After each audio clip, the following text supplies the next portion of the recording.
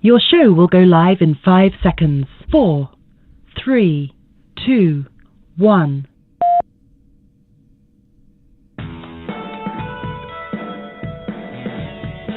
One of the biggest advantages that conservatives have is their media presence. Conservatives have a wealth of radio talk shows, podcasts, and YouTube channels that allow them to effectively spread their message. We should have the same on the left as well. This is why I want you to go to growleft.liberaldan.com. We are at a turning point in the history of this country. There is no reason why the ultra-conservatives and MAGA types should be as successful as they have been. Extremist conservative ideas are unpopular, while left-wing ideas like Medicare for all, abortion rights, and marriage equality are at all-time highs. But they have the messaging, and we need to build up our radio shows, podcasts, and YouTube channels to fight back against their extremist conservative messages. Liberal Dan Radio has partnered with Levelfield to help us use tools that are typically only available to big money donors. When you give a contribution at growleft.liberaldan.com, you will be doing two things. That money will be spent advertising causes on the left, like body autonomy, marriage equality, voting rights, and in support of or opposition of candidates. And that commercial airtime will be spent on smaller shows, podcasts, and YouTube channels to help them grow larger and be more successful. We get to kill two birds with one stone, but I can't do it alone. I need your help. So please go to growleft.liberaldan.com and make your contribution today. That's growleft.liberaldan.com. growleft.liberaldan.com. Political advertising paid for by Levelfield. Contributions are not tax deductible as charitable contributions.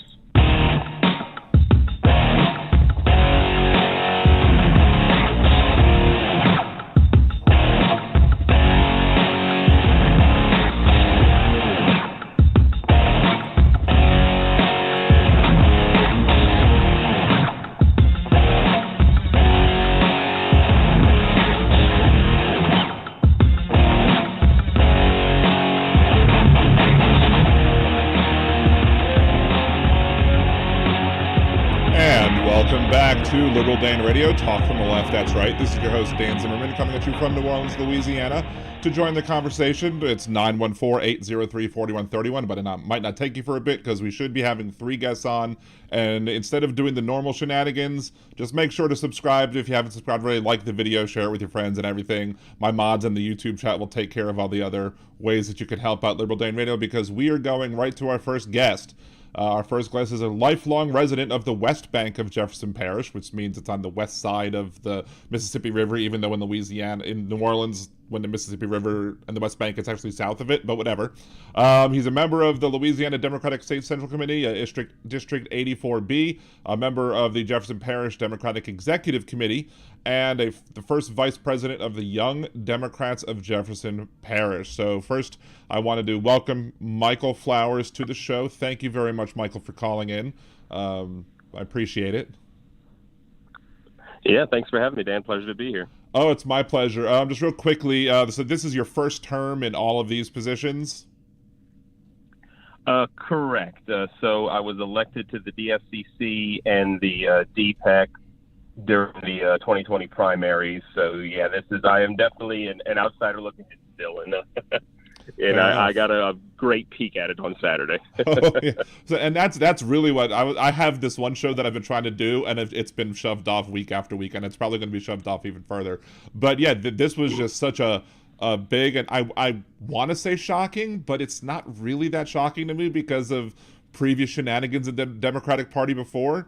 So let's see. Sure. My understanding is that, because you've been on the committee since 2020, so my understanding of how other people said it, there was a rules change made like months ago about how endorsements would be made in this particular case, and that was going as it was planned, but then something happened and they went back and like did an immediate rules change again because apparently something was going to happen that was not favorable to certain people in the party.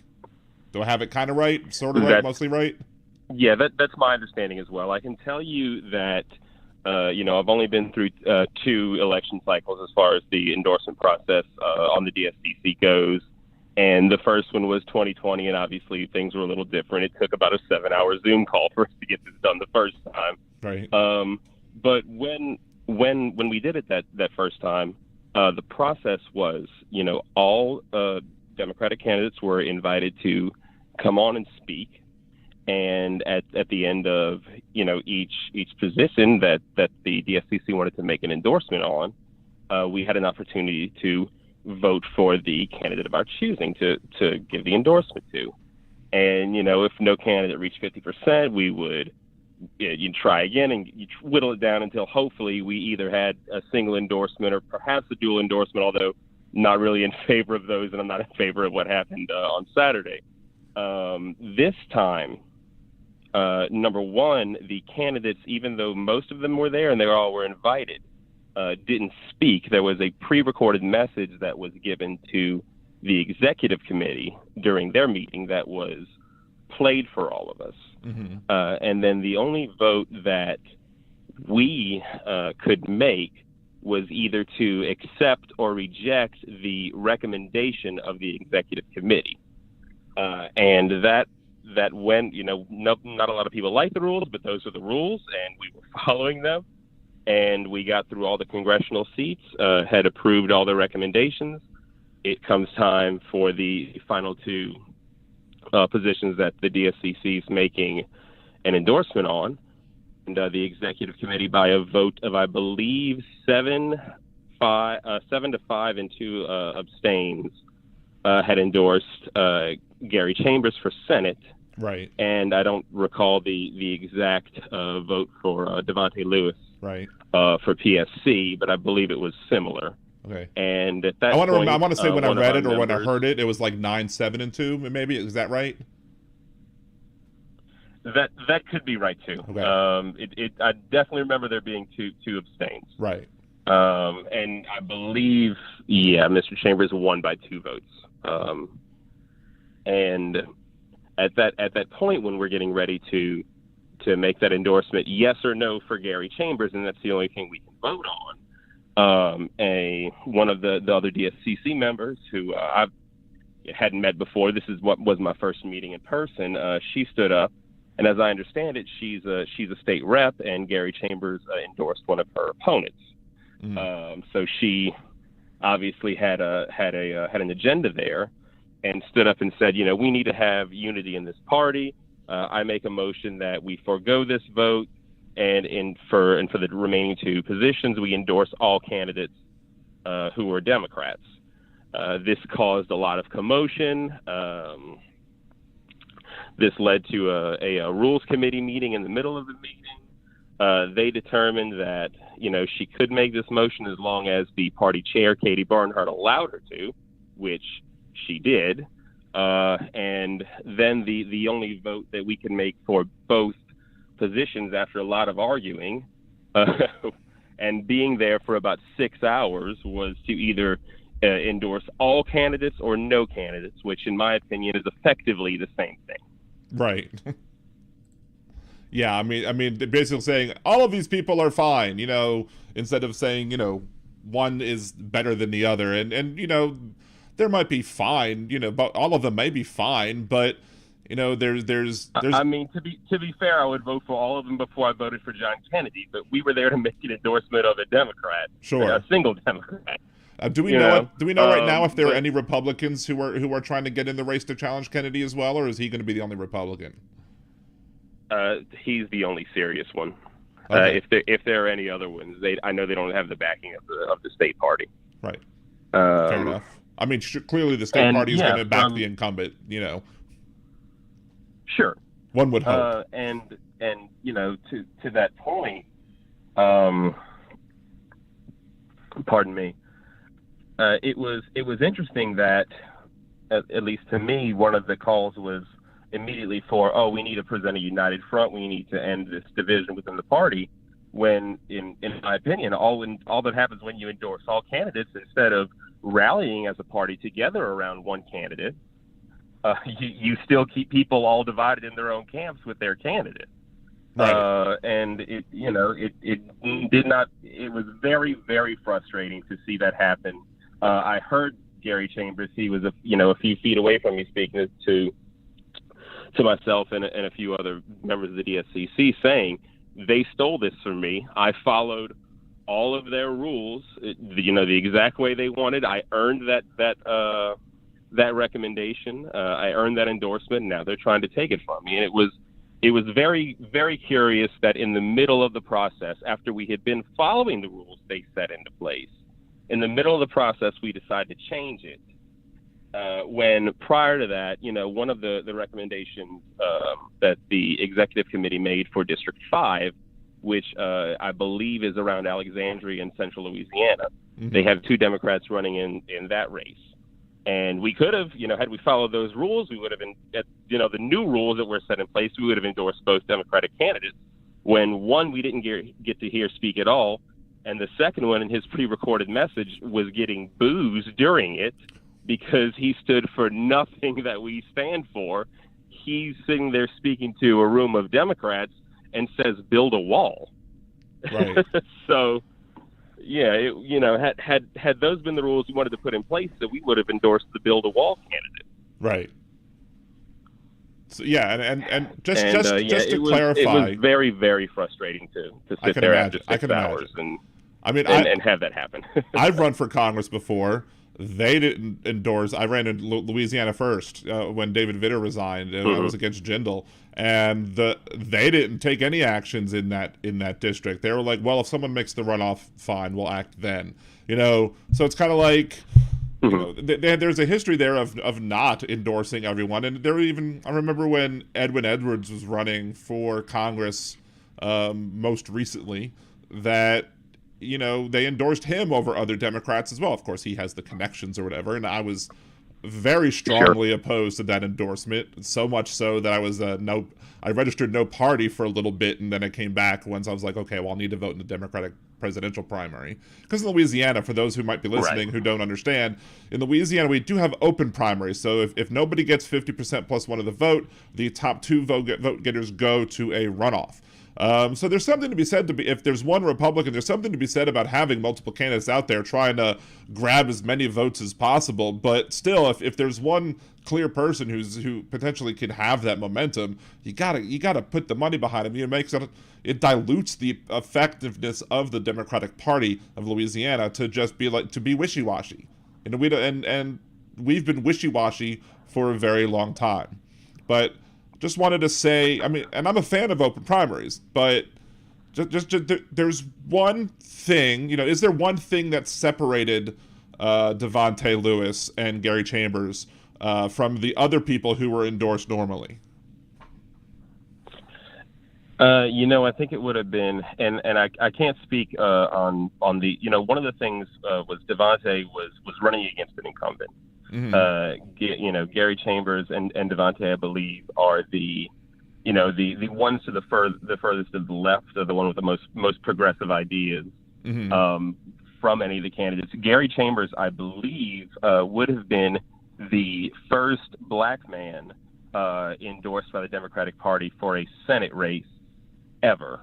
Right. And Luke Mixon is, I would say, a slightly conservative, or at least a centrist Democrat, who is like the governor.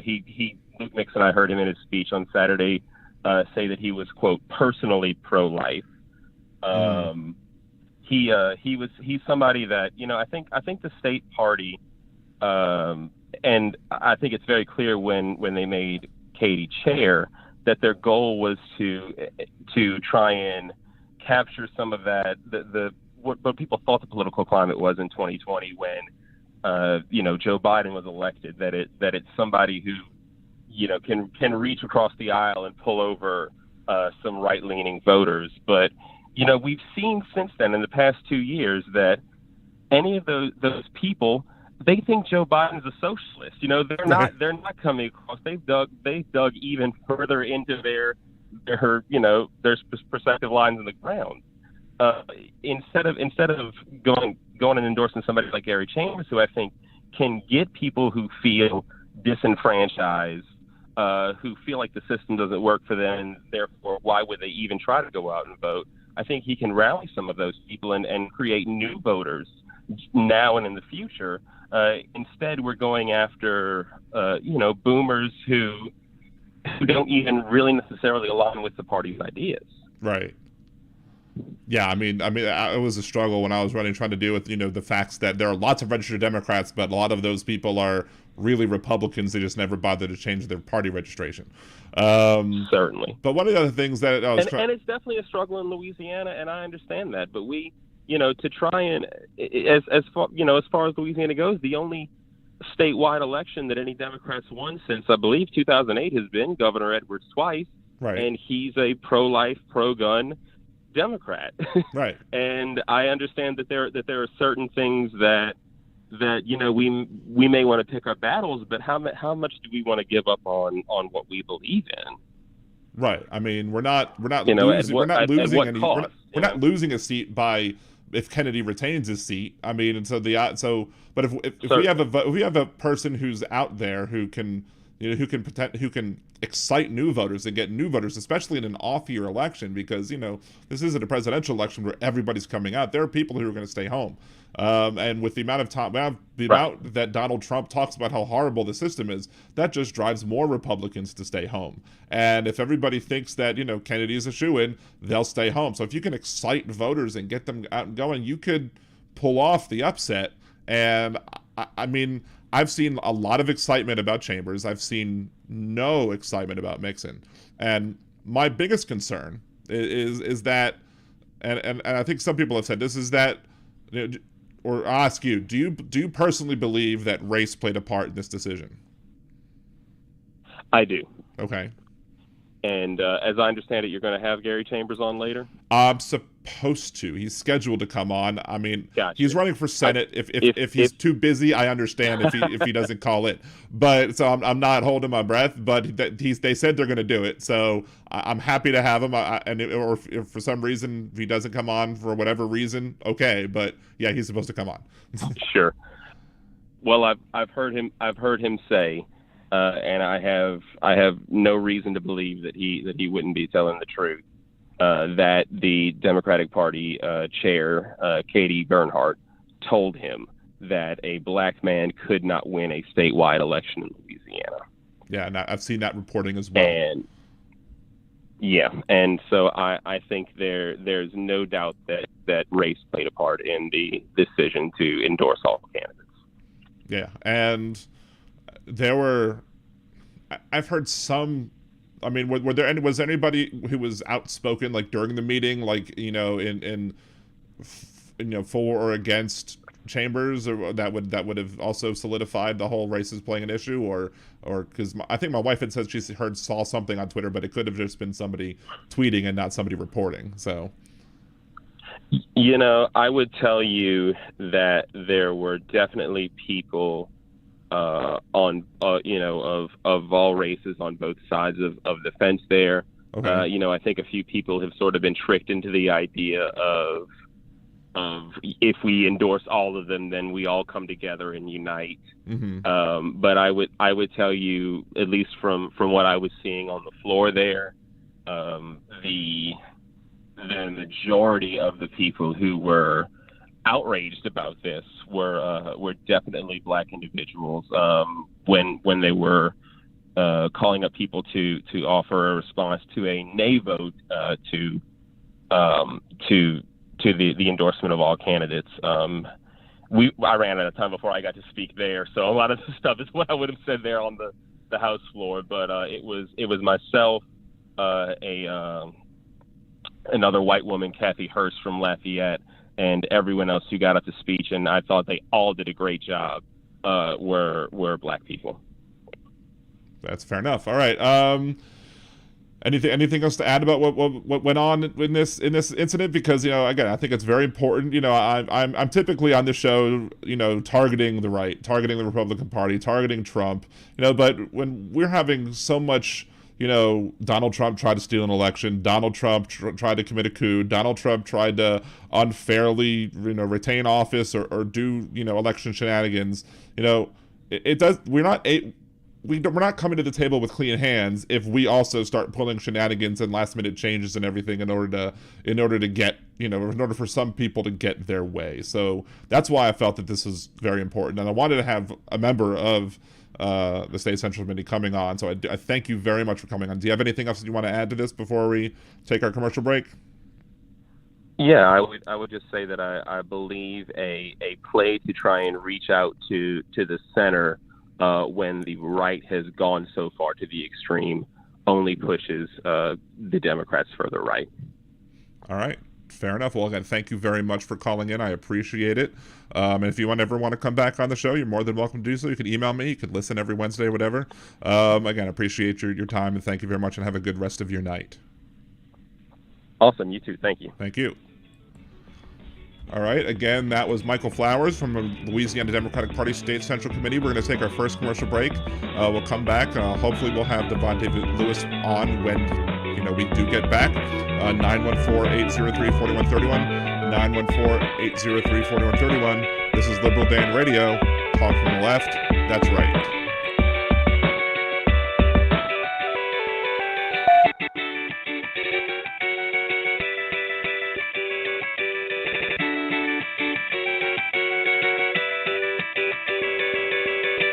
Are you planning a trip to Disney soon? Do you want help avoiding spending mistakes and making the most of your vacation? Then check out Budgeteers.com, a new site devoted to helping you get the most mouse for your money. What kinds of tickets should you get? Is the dining plan a good deal for you? Should you stay on grounds or not? Should you buy park hoppers? Many other sites are filled with information about what other people like to do, but Budgeteers is geared to help you make the best decision for you. So check out Budgeteers.com or go to YouTube.com/Budgeteers and help make your trip the best it can be. Budgeteers.com is not a travel agency, and it is not affiliated with the Disney Corporation or any of its holdings. In a world gone mad, one progressive will do a bad movie trailer guy impression to get you to listen to his show. There's only one thing that I like better than the Liberal Dan Radio Minicast. All right, Bill, that's enough of that. On the Liberal Dan Radio Minicast, you will hear an honest discussion of the day's issues, with some personal bits in between. You might even hear what the other side has to say, sometimes even in their own voices. So become one of the Liberal Dan family, because family means no one gets left behind or forgotten. To hear those bad impressions and more, tune into the Liberal Dan Radio Minicast. Talk from the left, that's right. And I think to myself, what a wonderful show. Yeah. If you enjoy Liberal Dan Radio, there's many ways that you can support the show. You can subscribe to the YouTube channel. You can like me on Facebook or follow me on Twitter or TikTok. And you can become a Liberal Dan Patreon. For as little as $3 a month, you can get a shout out. Higher levels get the opportunity to vote on what I do next on the podcast, the Minicast, or on YouTube. You can even buy commercial advertising or sponsor bits. So go to patreon.liberaldan.com and support the show today. Hey there, podcast listeners. This is Demonox, host of The World According to Knox. It's time for Season 2, where I take you on another trip through my world. The world of movies, video games, pop culture, and more. And relate them to the world around you. Don't forget to leave a question for Marscat, and find me on Twitter by the handle XDeminox. That's the letter X like X-Men, DEMINOX. Now enjoy the rest of your podcast.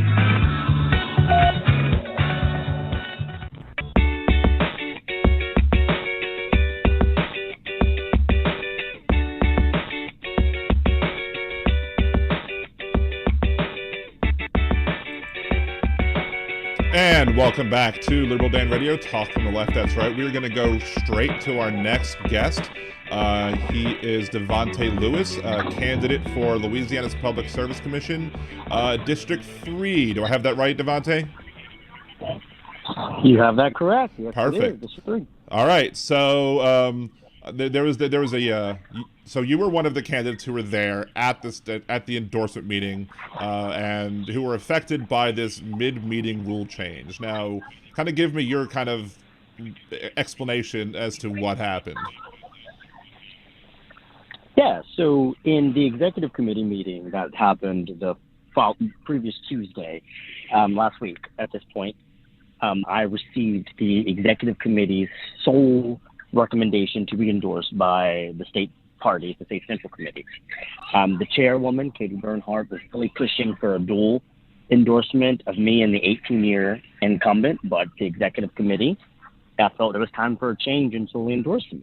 Okay. After that meeting, the incumbent sent a letter blasting Katie, well, not blasting Katie, but blasting the executive committee, arguing that it is long-standing precedent that the party should only endorse incumbents, and he's an incumbent, and he said, and I quote, "I have been a loyal member of the Democrat Party." Didn't even know how to say our party's name correctly, but wanted to sounded just like Laura Ingraham or Sean Hannity, Democrats and Democratic. And so he was really pushing for a duel. It was very clear he did not have the votes. He did not have the support.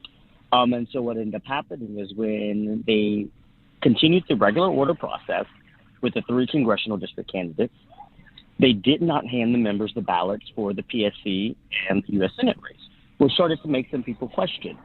All of a sudden, here comes a resolution that is like, this process is flawed. We didn't follow all the procedures right, which if any procedure that they followed for the congressional districts, they followed for USN and PSC, right? Right. And so they made this whole big argument, and then they was like, let's just be unified. And as you can see by the chairwoman's statement, I think it's very odd that she wants unity in the PSC District 3 race, because let's be clear, there's only 5 people running for PSC, and we all are Democrats. So I don't think there is necessarily party unity, because ours is technically a party primary. The whoever wins more Democratic votes in this Democratic district will be the elected official. And so it's kind of laughable that she thinks that somehow or another this race needs to showcase party unity, because this is like a presidential primary. This is a primary for the Public Service Commissioner, since there's only one party qualified. And so it was a clear attempt to kind of give the incumbent some protection, since he's been losing endorsement after endorsement, and the only people seeming to stand by his side are Entergy, AT&T, and Cox Communication. And so I think for my instance, and Gary's going to be on a little bit later and have a different perspective in his race. Mine is more about trying to protect the status quo, not letting life into a progressive challenger, even though the party wanted it, and protecting an 18-year incumbent who can't even say the party's name correctly.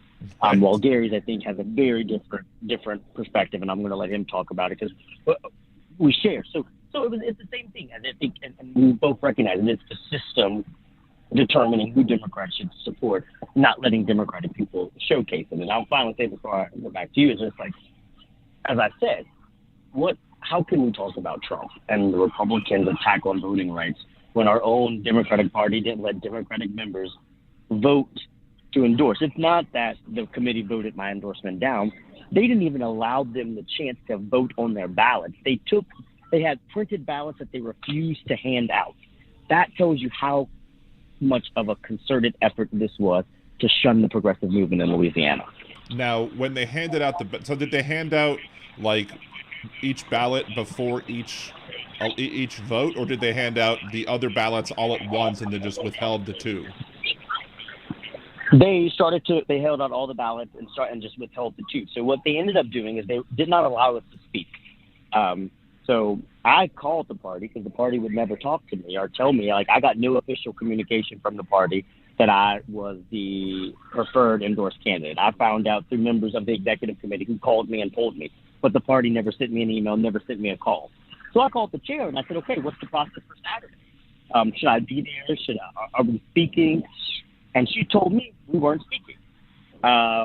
And that was it. So I did not prepare to attend. I stayed in New Orleans doing some events. Gary will tell you he heard something very different, where they were told the candidates would speak.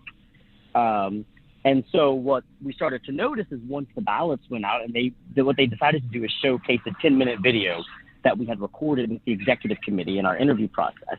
Mm-hmm. And while we were watching the interviews, you can see the ballots come out, and the ballots are going out, and a lot of the members noticed that the PSC and Senate ballots never came out, but they were printed because some people had to leave the meeting early.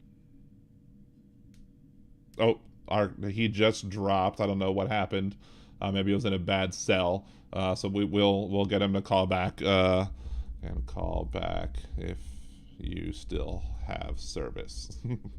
So he called that. So again, so it seems like, you know, so because it was all of the congressional seat ballots were handed out, but the Public Service Commission and the Senate race was not handed out. So it's not just some willy-nilly, you know, idea of, oh, you know, some person didn't just come up and just randomly say, I think this is unfair, let's go ahead and do this. This is clearly evidence of a concerted effort to disenfranchise these people who put in the work, who got the endorsement, and who deserved to have the sole endorsement of the party. Now, when I said, you know, earlier on, like, typically, yeah, the parties typically do endorse the candidates who are incumbents unless there's something wrong with that candidate.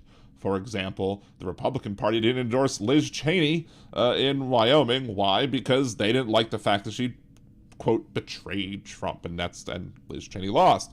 And if there's somebody like this, you know, who's calling us the Democrat Party and speaking like, you know, as he said, like Laura Ingraham, then, hey, I don't understand, you know, the problem with that. I mean, I understand why the other candidate might have had a problem with that, because maybe he just assumed that he wasn't going to have to do anything because he's the incumbent candidate. But again, it's not. They needed to be consistent, and they were not consistent. They either should have done all of the races like that, or they should have done none of the races like that. They shouldn't have done the congressional races one way and then the Public Service Commission and the Senate the other way, because that just reeks of fishiness. And I'm hoping that let's see, Mr. Chambers should be on in a second. We hopefully Davante can call back as well. Davante Lewis. If you go to my Twitter account at Liberal Dan Radio on Twitter, you can see the Twitter accounts for Michael Flowers, for Davante Lewis, and for Gary Chambers Jr., all of whom are running right now. Because we're waiting for either Mr. Lewis to call back or for, I think that is him again. Did you have a bad cell? There we go. Sorry about that. No problem. No, I had I stepped out, so I'm outside, and I put my phone down on the car, and it overheated itself. Oh, I hate when that happens. So it locked up, which is why we need to talk about climate change, yes, and the rapidly changing environment, and why we need to be proactive about this. But to answer your kind of question before we got cut off, yeah, they were passing out the ballots continuously, and then they just stopped when it came to the U.S. Senate and PSC race. Yeah, and it's like, be consistent. Either do it all the one way or do it all the other way. Don't just change midstream. Exactly. And because they had handed out all of the congressional ones and not the other two, that doesn't make it it's not something where it's like, oh, I'm a person and I have a problem with this and we should do something a different way. No, that shows that there was a concerted effort, more than just this one individual, that there are more people involved who didn't want to see the sole endorsement of yourself or of Mr. Chambers. And that's a big problem. And look, you know, the Public Service Commission right now, I mean, I'm not under I don't think if I have this right, I'm in New Orleans, so New Orleans has its own special deal. But there are people who are struggling mightily with the prices that Entergy is charging us for electricity in the state. And to have somebody in the seat who is beholden to these utilities is problematic in and of itself. And that's probably why the party chose to not endorse the incumbent, instead go with somebody else, i.e. you. Right.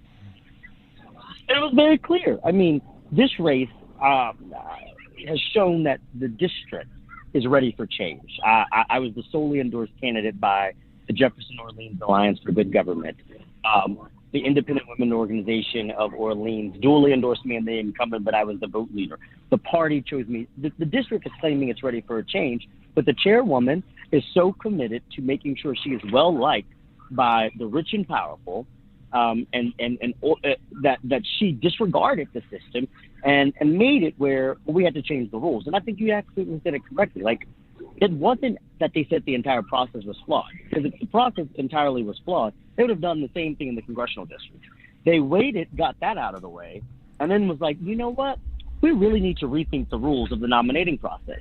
And it is completely a disrespect to the voters and to us, because we followed this process. And let's be clear, the bylaws were changed in March to this process. This is not the historic way that we've endorsed candidates. I'm a former member of the State Central Committee. I served 2 terms on the State Central Committee. Right. We've always endorsed very differently. This was Katie's way to control it because she recruited Luke Mixon. She wants to promote Luke Mixon. She has been actively stopping Gary from trying to run. Me and Gary had a conversation, and I hope he's listening because we haven't had. I remember the conversation where Katie called me and asked me how I could make sure Gary didn't run. Oh, geez. Because she had this Army pilot that she wanted. So I've known for a while she's been after trying to stop Gary from winning this race. But it showcases just a discontent for the process that you couldn't even respect the rules. And my whole point is, if you wanted to stop the sole endorsement, win the votes on the floor. You could have done that. You could have put up the ballots out. You could have had the membership, and the membership could have voted Gary's endorsement down and my endorsement down, and you would have got your way. And guess what? I would have had to respect the process because that's the rules that were outlined when we started it. But you couldn't because you didn't think you could control that process, so you had to change the rules in the middle of the game. Not even in the middle of the game. I'm going to say it with 2 seconds left on the clock, right, and a winning field goal on the 10-yard line. You changed the rules. Right. It's like somebody pulls up for the last second 3, and they're like, "Oh, I'm sorry, those are only worth 2 points now." Well, exactly. Yeah. It's like you changed the entire rules at the end of the game because you had ran out of options to control the process.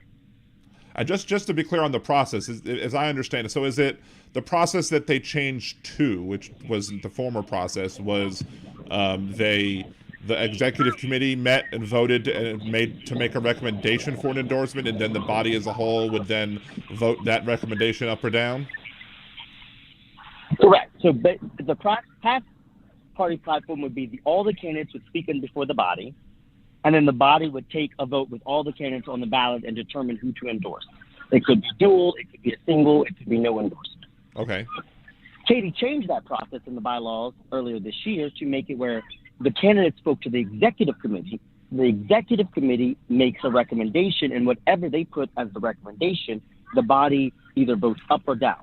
But now there were some rules that say the body could bring it up a nomination, but they have to get 5 days notice. Well, if the meeting was on Tuesday, right, for the executive committee, and the meeting is on Saturday, you set up it where you now you created a bylaws problem. So how can you blame Gary and I for a mistake that you created, and maybe it was intentional? Maybe you put this meeting so close so somebody had a remedy to say we didn't follow the bylaws. The bylaws were confusing, and now let's sing this kumbaya endorsement process, because that's what Katie's wanted from the get-go.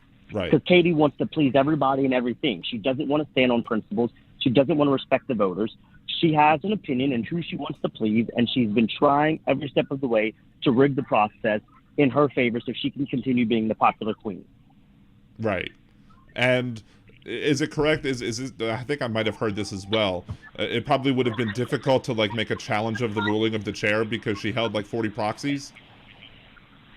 Exactly. And in my history of my time on the executive committee, and when I not on the executive committee, when I was on the DSCC, and I was a member of the Rules and Bylaws Committee, to have a proxy, the person who was leaving a proxy. So if I wasn't going to attend, and I sent in a proxy, I would have to write your name down, Dan. I would have to write your name down and said, you have control of my proxy. Mm-hmm. But we have got countless members of the committee who called me and said the party leadership was calling, asking people if they were attending. And when they said no, they said, well, just sign off for a proxy, which means that the members didn't know who held their proxy because the proxy was going to the chair and she was distributing it out to whoever she wanted. But she was rigging the votes that way because that's not how a proxy should work.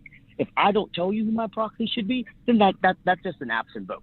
Right. I can't give the chair the ultimate discretion to determine who is going to cast a vote in my honor. Right. If I'm in the central committee and I want to make sure that the person who's voting my proxy is going to vote how I want them to vote and not vote completely opposite. That doesn't make any sense. And she didn't even tell people about this. So we had a lot of members, because this meeting started at 1 o'clock, and she did every other agenda item, showing 10-minute videos, giving countless of presentation, and making the vote very last. So I know for a fact, Gary and I had a few voters who left, and because they were leaving, filled out their ballots already for us. So the ballot that she didn't pass out gave to the individuals, and they voted. But because they were not told that we're going to have this random resolution, they didn't give a proxy.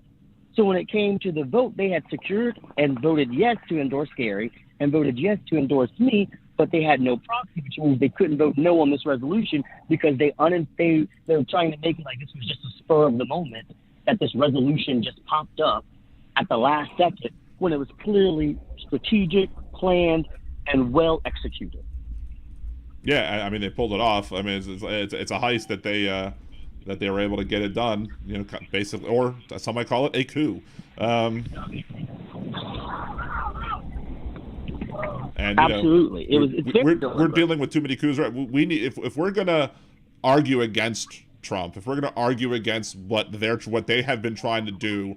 I mean, I have a couple of videos on YouTube about the GOP coup and all of the things they've been doing since 2010. You know, we can't argue against them if we don't come to the party with clean hands. One of the biggest problems I've had with this party, as someone who's been a Democrat in Louisiana since I moved down here, pretty much, is that when I came down for school in 1994.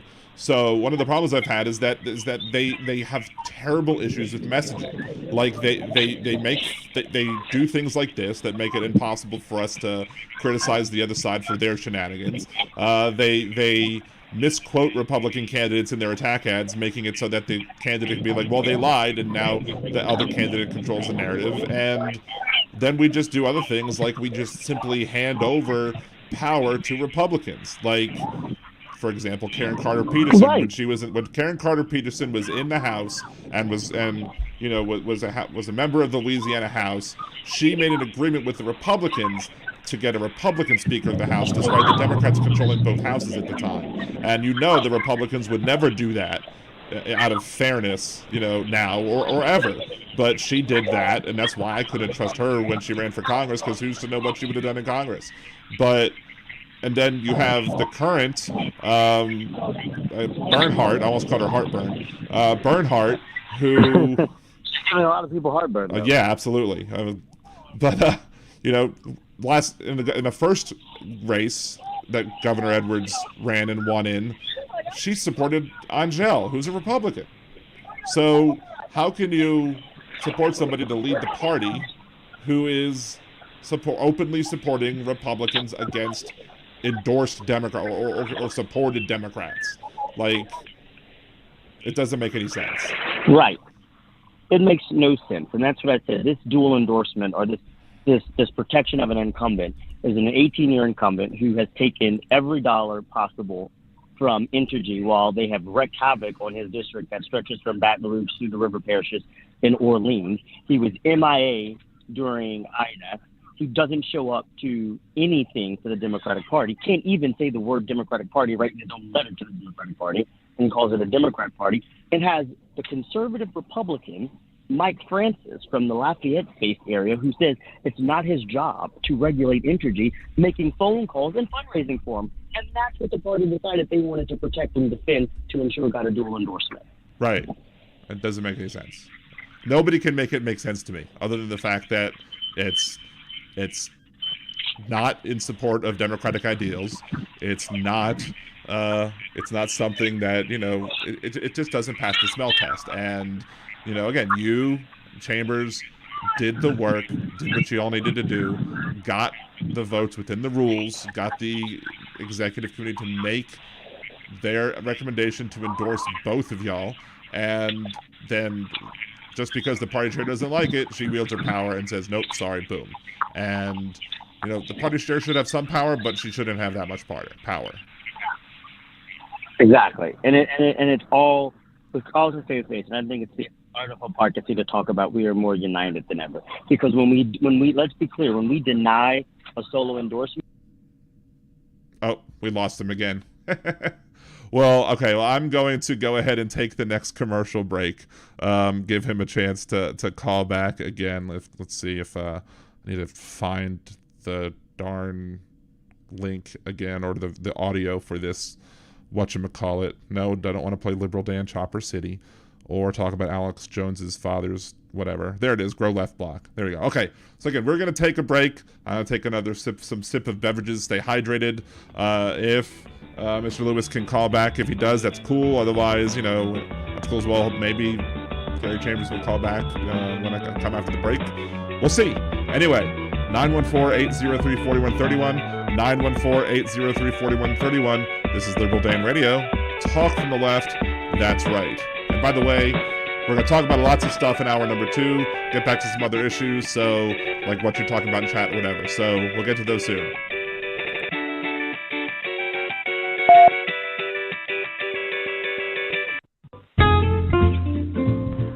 Greetings. This is Nimbus Yosh, host of the Percy Podcast. What is the Percy Podcast? Well, it's pretty much the smoothest talking host you'll ever hear in your life, talking about all kinds of things. Political things, nerdy things, fun things, not so fun things. Go ahead, give a listen, and follow at the Percy Podcast for more updates and information. Why not sit back and take a listen to one of the best podcasts you'll ever hear, and no one else will. Catch you on the tunes. Do you want to set money aside for a rainy day? Do you want to open an account that will give you a savings bonus each month? What if I told you that you can get both and have a chance to win $10 million? Yada is an FDIC-insured bank, and when you go to yada.liberaldan.com, open an account, and make your first deposit, you will get 100 entries into the next weekly drawing. You will also get entries each week you have a balance. So go to yada.liberaldan.com. That's YOTTA.liberaldan.com.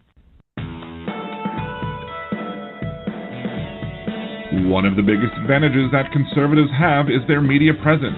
Conservatives have a wealth of radio talk shows, podcasts, and YouTube channels that allow them to effectively spread their message. We should have the same on the left as well. This is why I want you to go to growleft.liberaldan.com. We are at a turning point in the history of this country. There is no reason why the ultra-conservatives and MAGA types should be as successful as they have been. Extremist conservative ideas are unpopular, while left-wing ideas like Medicare for all, abortion rights, and marriage equality are at all-time highs. But they have the messaging, and we need to build up our radio shows, podcasts, and YouTube channels to fight back against their extremist conservative messages. Liberal Dan Radio has partnered with Levelfield to help us use tools that are typically only available to big money donors. When you give a contribution at growleft.liberaldan.com, you will be doing two things. That money will be spent advertising causes on the left, like body autonomy, marriage equality, voting rights, and in support of or opposition of candidates. And that commercial airtime will be spent on smaller shows, podcasts, and YouTube channels to help them grow larger and be more successful. We get to kill two birds with one stone, but I can't do it alone. I need your help. So please go to growleft.liberaldan.com and make your contribution today. That's growleft.liberaldan.com. growleft.liberaldan.com. Political advertising paid for by Levelfield. Contributions are not tax deductible as charitable contributions.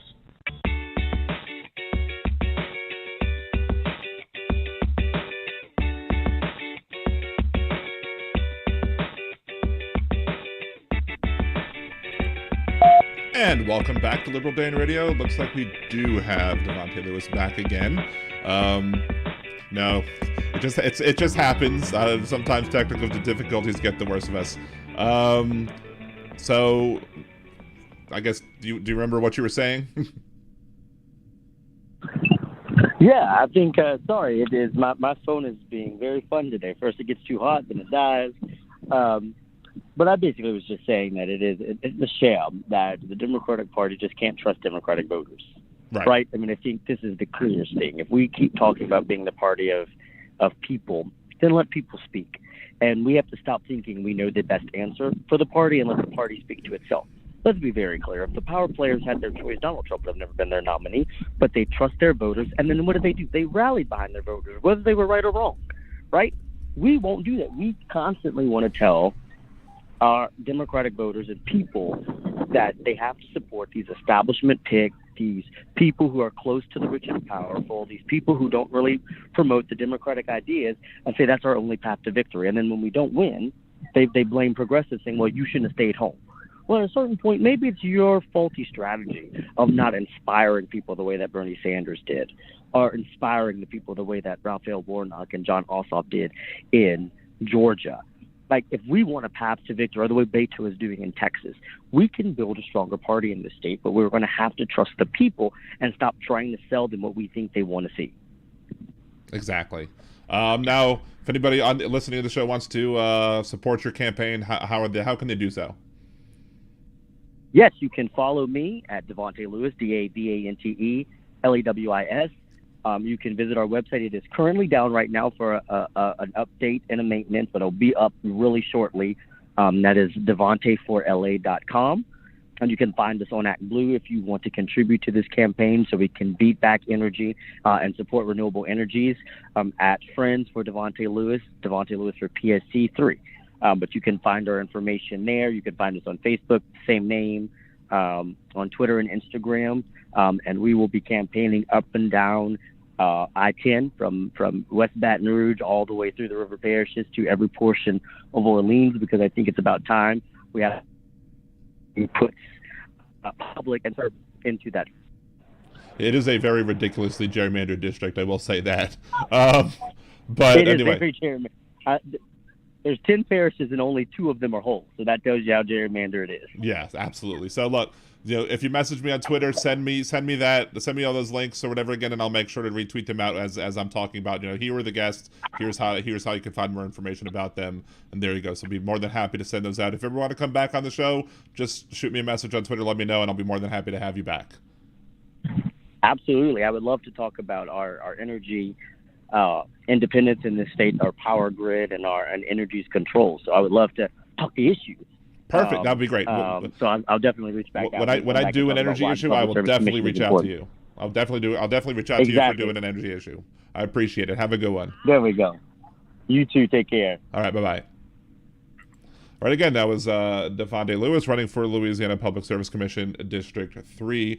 I wasn't quite sure about the boundaries. I hadn't checked that yet. But, yeah, this is one of those ones where let me see if I can pull it up real quick, because it is quite ridiculous. Louisiana Public Service Commission District 3 map. See if I can pull this bad boy up.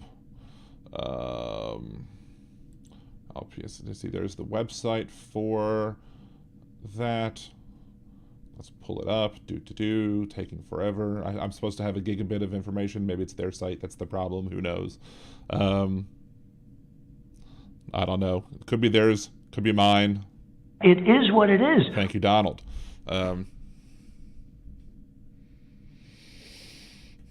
It's really hard to see on that map, but we're gonna try it anyway. Let's see. Open image in new tab.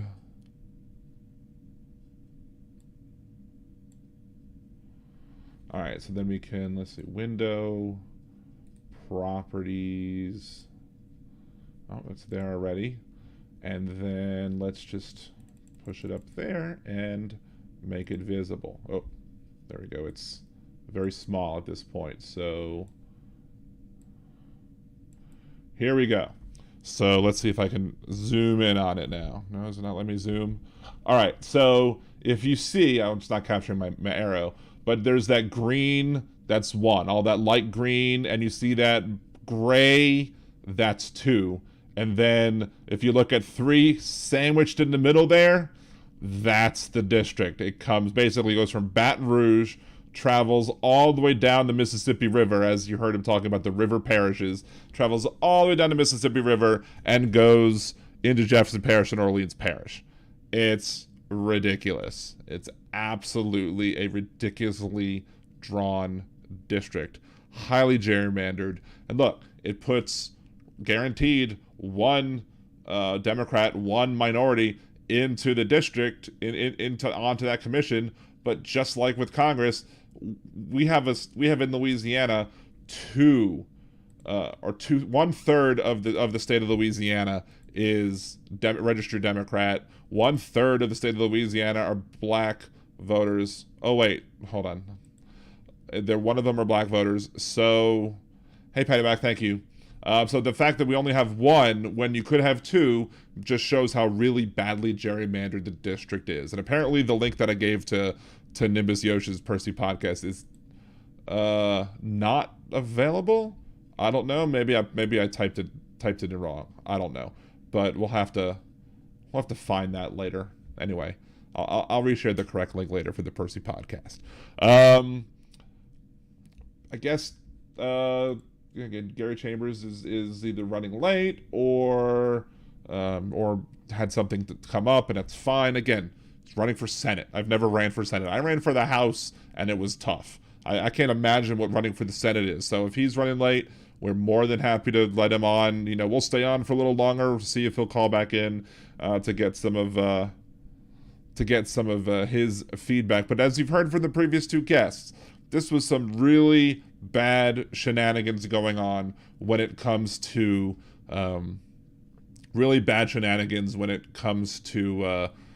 just following the rules. And as I said, let's go ahead, because we already heard some of the stuff that I've said about Katie Bernhardt, but let's just go ahead and hear this week's Hypocrite of the Week. This week's Hypocrite of the Week is Louisiana Democratic Party Chair Katie Bernhardt, who said the job of the Democratic Party was to maintain party unity and provide a fighting chance to defeat incumbent John Kennedy. Her actions at the previous endorsement meeting made both much less likely. Maybe having somebody who supported a Republican for governor against a Democrat was a bad option to be chairperson of the Democratic Party. Just saying. To see who next week's Hypocrite of the Week will be, tune in Liberal Dan Radio.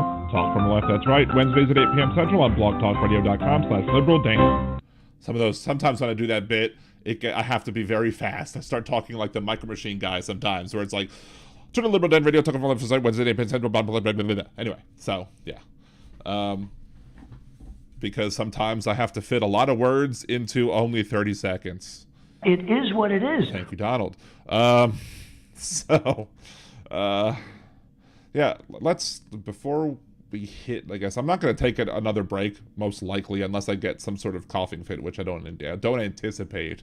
But let's go ahead. I did want to play Words of Redneck Wisdom, and then we can get to some of the topics that were talked about in the chat. So we'll do this week's Words of Redneck Wisdom, another caller into Jeff Carrera's Ringside Politics show.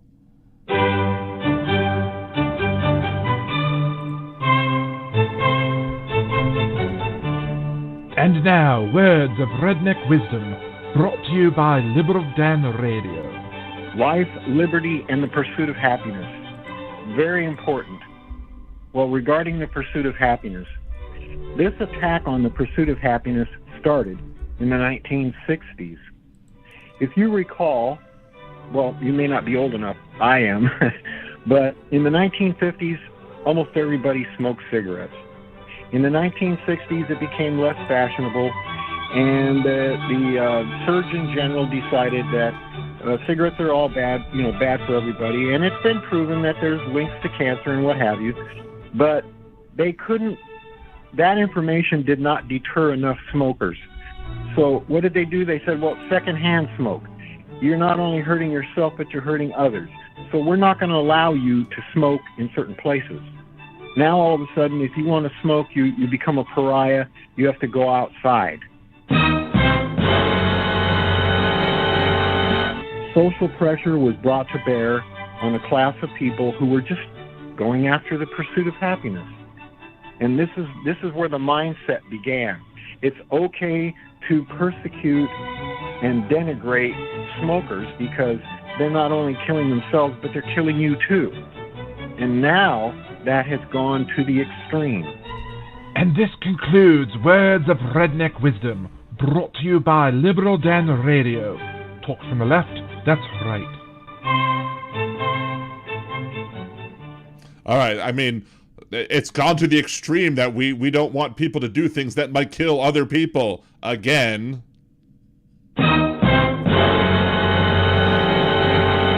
Yeah.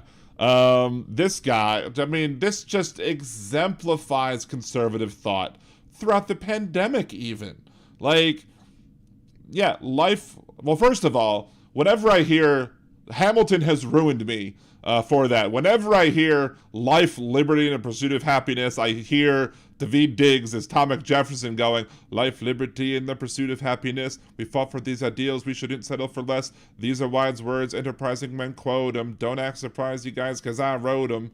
Anyway, so if you haven't seen Hamilton yet, you should, because it's really well done. And then you'll understand some of the parodies that I wrote, including the "We'll Fight Back" and "What Comes Next" parodies that I made for the election, surrounding the election, and the after effects of said election. So, but again, he has this thing. We have had data, that says, or it used to be like in the 50s, you'd like see an ad for Camel cigarettes or Lucky Strikes or whatever, and like that 50s oldie time announcer voice would be like, that's right, like the Camels, you should smoke Camels, they're great for you. 4 out of 5 doctors smoke Camels, more doctors smoke Camels than anywhere else. Like, Camels, they're healthy for you, that sort of thing. Like, you can find all these old cigarette ads on YouTube, and it's just disgusting how different we used to think back then. But things changed. We started learning about things like, how smoking tobacco, cigarettes was a bad thing and was harmful to your health and harmful to the health of people around you. And because we tell people that they can't smoke in an airplane or in restaurants or in public buildings, or that they have to smoke outside and not inside, that's not a violation of your desire to have life, liberty, and the pursuit of happiness.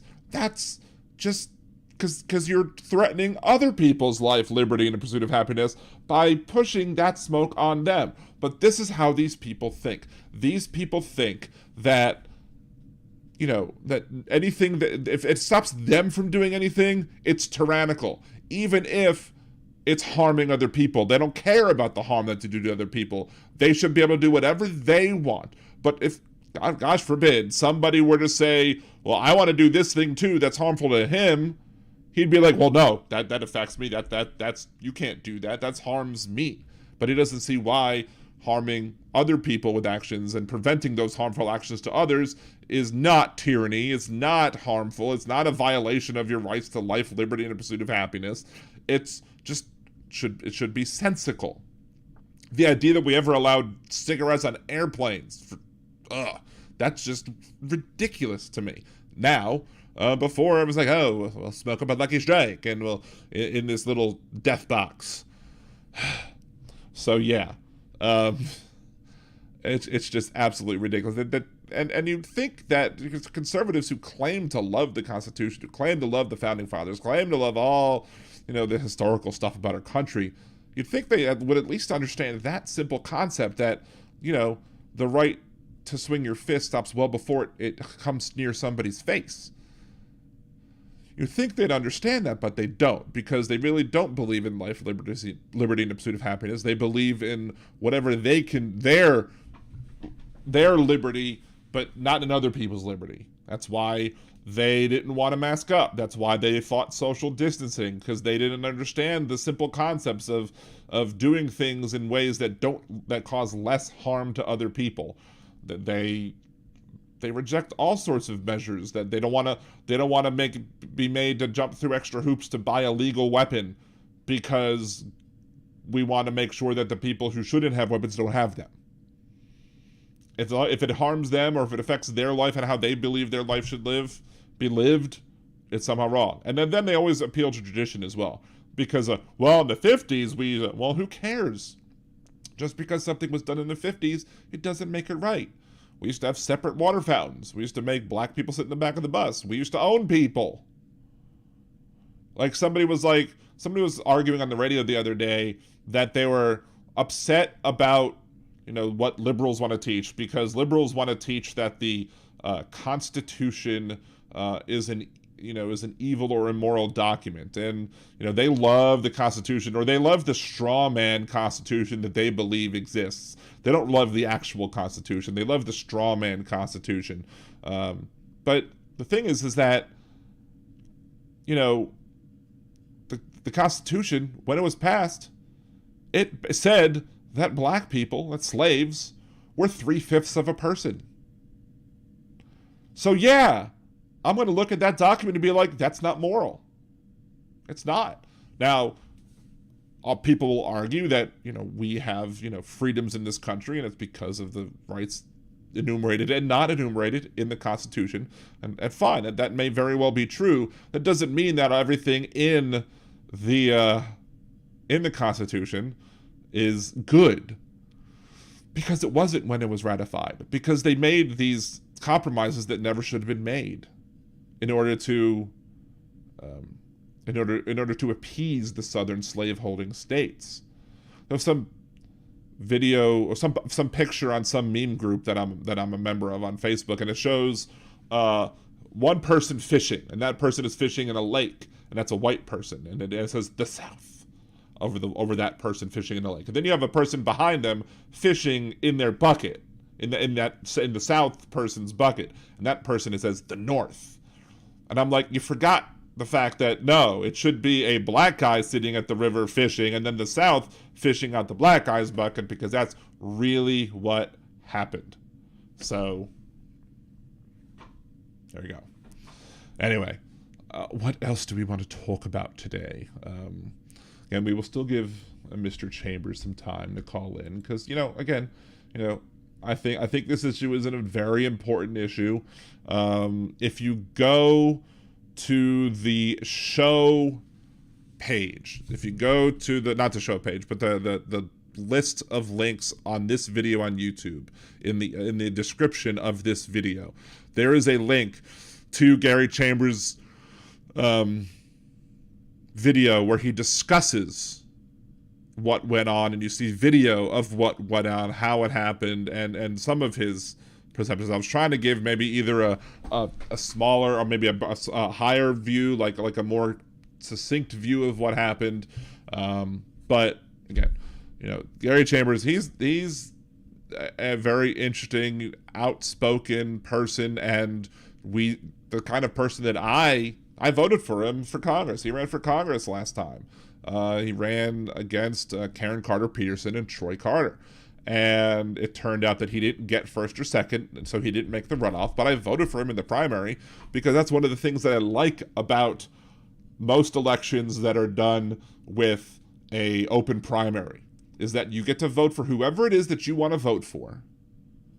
And if that person doesn't make it, and nobody gets more than 50%, guess what? You now have a runoff between the top two, and now you get to choose between the top two. The only time that's ever not happened with one of my votes, was there was the last mayoral race in Louisiana, in New Orleans, where there were 3 people in kind of polling at the top. And there were some people that I would have liked in the bottom of the pack, but there was a clear non-starter in that top 3. There was a clear one person that could not have been allowed to make it. So to me, it was more important to pick what my favorite of the other 2 from the get-go, to give more votes that would make sure that one of those 2 would finish in the top 2, so that when you got to the general election, you didn't have him potentially in the top 2 as well. So yeah, so we've done an hour and 9 minutes or so on Louisiana, New Orleans politics. So we're going to pop on into the chat. Wait, cave women pole dance. I've missed some interesting conversation in the chat. Cave women pole danced. Did they have poles? I don't know. I mean, I don't think, stone poles maybe? I don't know. Maybe they're just grinded against the rock. And not Dwayne Johnson, but an actual rock. Let's see. Yeah, nearly impossible. Feel free to smoke. Just don't make others have to do it. Sometimes your freedoms are limited to others' freedoms, and that's fine. Yeah, absolutely. It's a great way to put it. Like, when we banned smoking here in the state, like you could do it outside, and I was actually more concerned with the people that would smoke outside than inside, because like I would be at a Mardi Gras parade, and we would have kind of established our little area.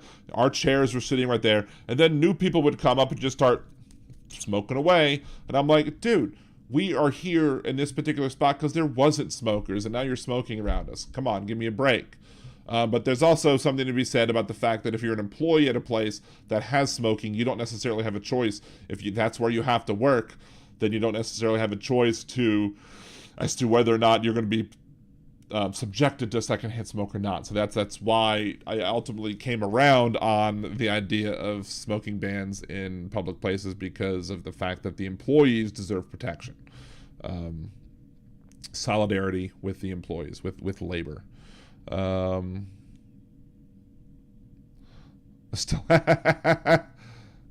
Debbie says that the cave women grinded on stalagmites, which is the correct one. So yes, there you go. But there has to be some more puns for cave women doing like lap dances that are just not coming to my mind at the time. So ground. There's nothing wrong with a little bump and grind, although they didn't have that song back then. No, look, TV2.Dan, not to get off the subject, do you have recreational pot in Louisiana? We do not. We have medicinal marijuana, but we don't have recreational marijuana at this time. But thank you for chiming in, TV2, simply because of the fact that I did want to add, I have made some changes to my support page, the Support These Creators page. I've added a few folks to it. So I'll put that link in the chat room. And new additions, not Bobby Brown or Belle Biv DeVoe.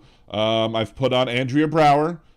She was already on for Freedom Speech and You, her show with Ken.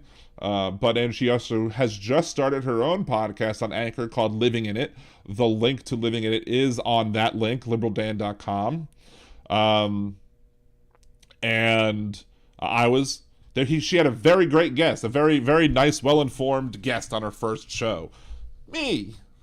So I was very happy to help her out with her first show. So if you want to hear another podcast with me on it, go to the Living in It podcast on Anchor. It should be going to your other podcast platforms like Google, Apple, Spotify, etc.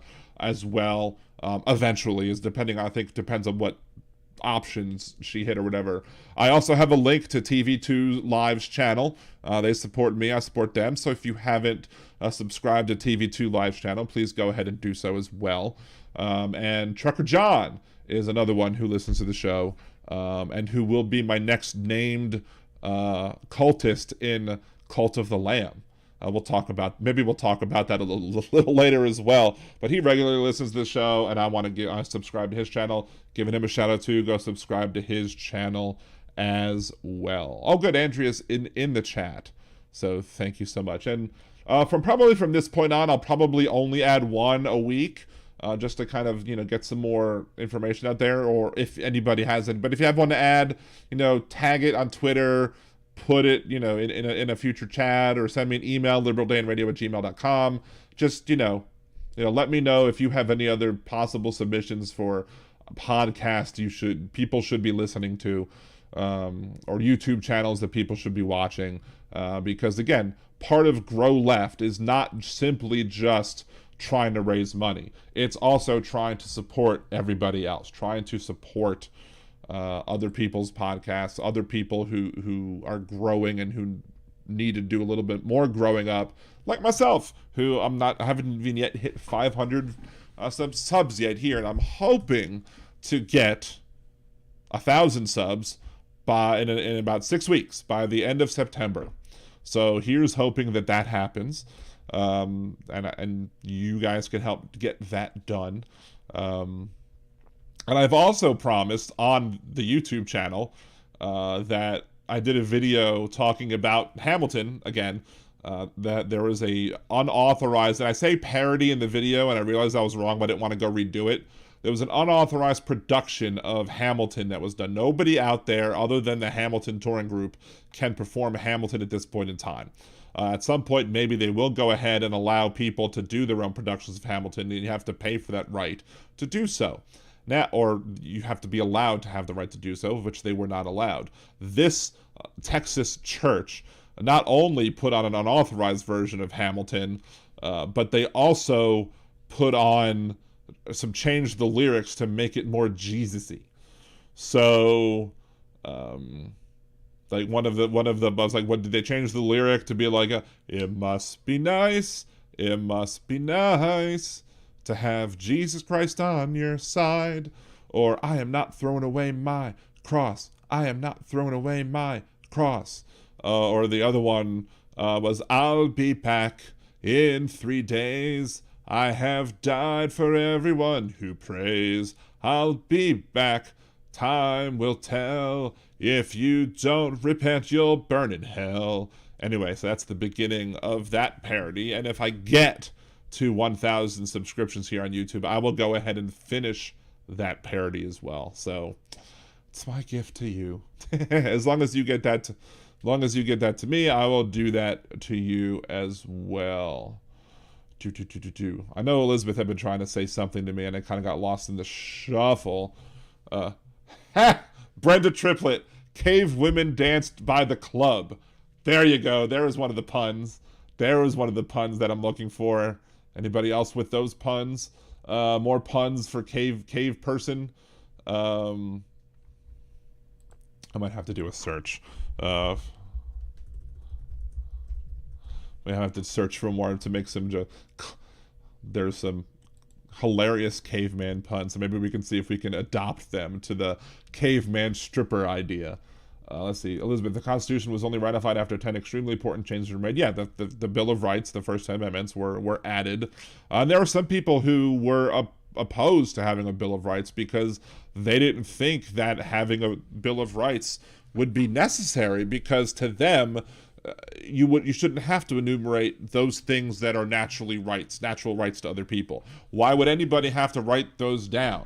And so one of my things about that is when, so because they decided, let's go ahead and write all of those down, that is why Madison, I believe, came up with the idea that we need the 9th Amendment, which says the enumeration in the Constitution of certain rights shall not be construed to deny or disparage others retained by the people. And I have that handy dandy because to me the 9th Amendment is the redheaded stepchild of all the amendments to the Constitution, because it's always ignored, especially by those people who are shouting about the myth of states' rights. And so yeah, they wanted to make sure that nobody could make the argument that just because a right is not enumerated in the Constitution, that somehow it is not a right. But apparently that didn't stop them, because there are people today who will make the argument that it's not enumerated in the Constitution, therefore it's not a right, including Justice Alito and the people that signed on with him to Dobbs v. Jackson, which is, if you watched my criticism shows on Dobbs v. Jackson, you will see that was one of my big problems with that ruling. Let's see. Andrea Brower about smoking. Can you imagine how many people in the past as servers were exposed to cigarette smoke? And not even a server, like the flight attendants. Imagine being in that little silver tube or aluminum tube up in the sky, and you can't open a window. So you're stuck in that tube. And to think they had a smoking section and a non-smoking section in the airplane. That's laughable. So, let's see.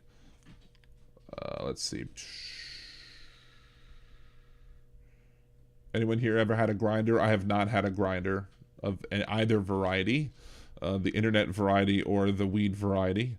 I have had that third kind of grinder, the subs, sub sandwiches. Yes, I've had that kind of grinder. So that's the problem with English. One word can mean multiple things. Let's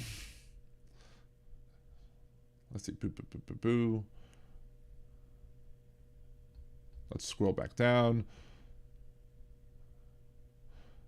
They also making the argument that changes could be made to it. Yeah, changes could be made to it, which totally blows the original list argument out of the water, and the Bill of Rights in another. I don't know what you said there. Yes, they used to smoke in hospitals. I mean, doctors used to be like, smoking is healthy. Have a cigarette. Smoke a Lucky Strike.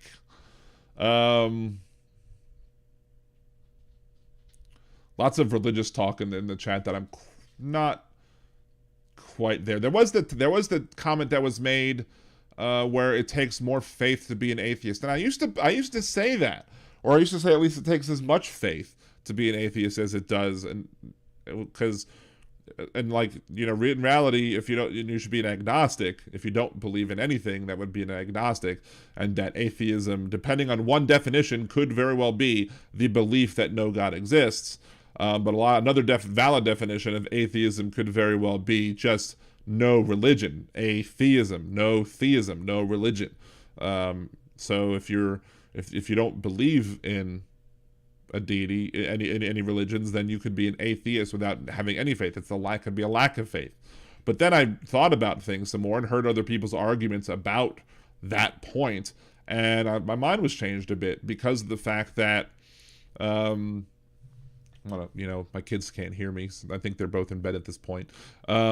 If you were to for example say, if Santa Claus, tell me, does Santa Claus exist or not? No. Well, does that require faith? Or do you just basically understand that Santa Claus is a myth? Santa Claus does not really come from house to house and deliver presents, because that would violate many things. He would burn up in the atmosphere going that fast. However, so the idea that somebody has to have faith in order to not believe in something that they haven't seen proof exists is not a good argument in my mind.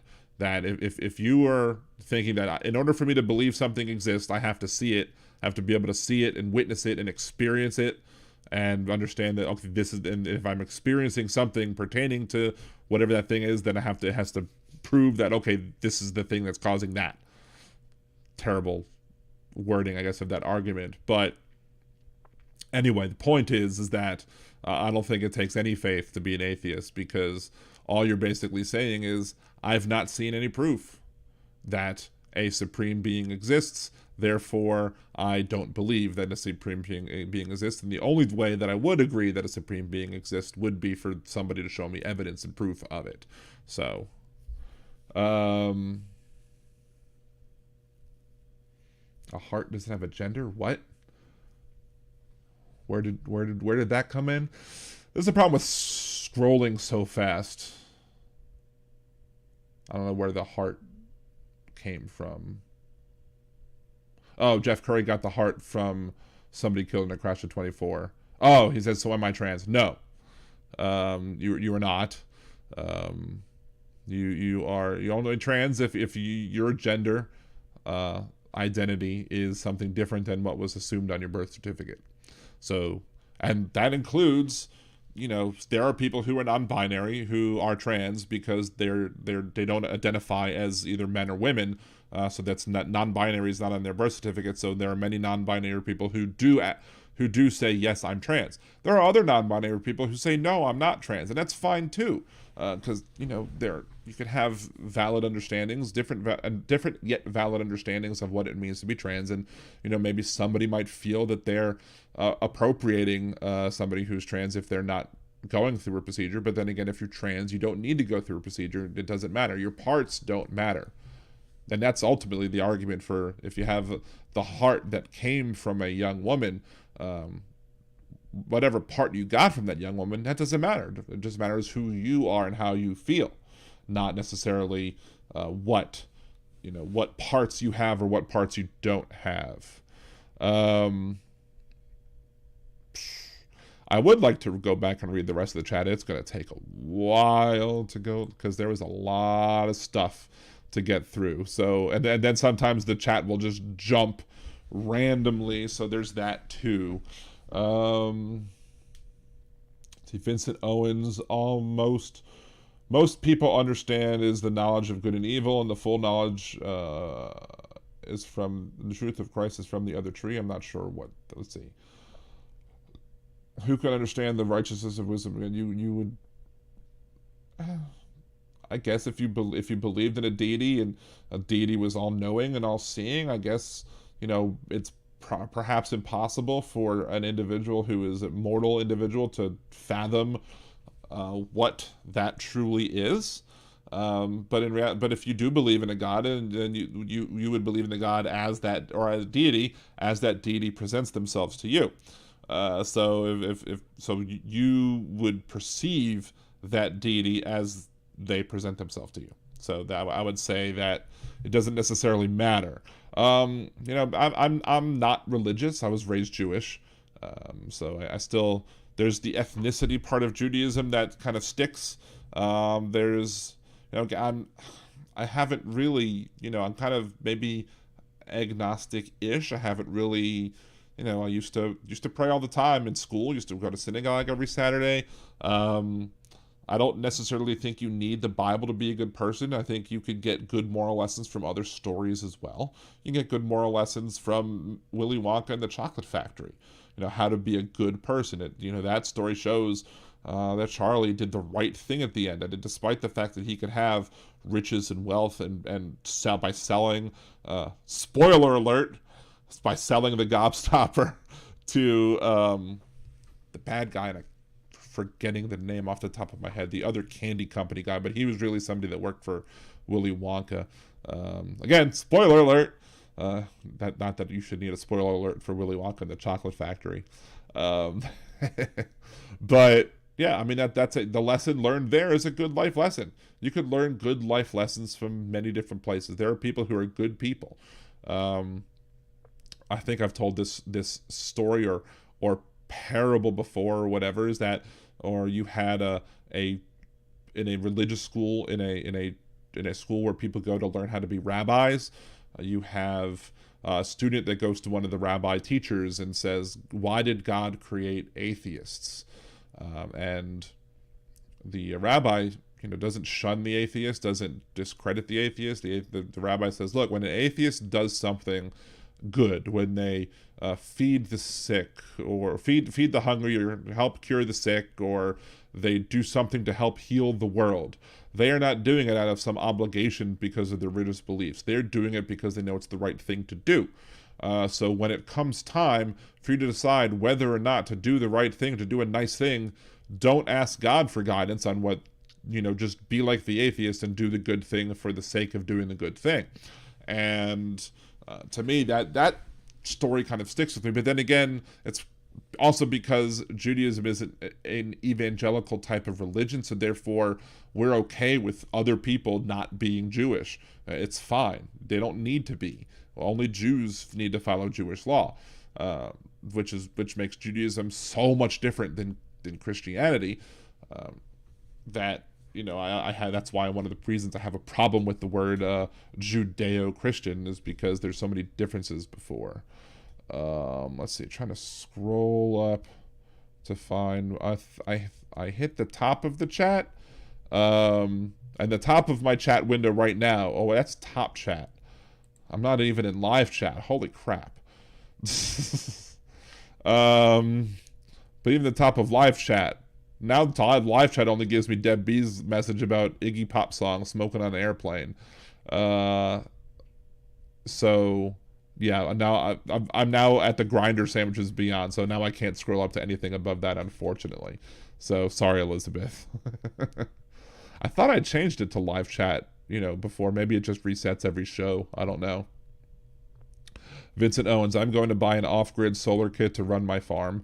There's some interesting videos where I've seen where people do go off the grid and basically get solar and do a bunch of things and try and do a farm and live not necessarily in the wild, but without being connected to anything. And look, if that's something that appeals to you, more power to it.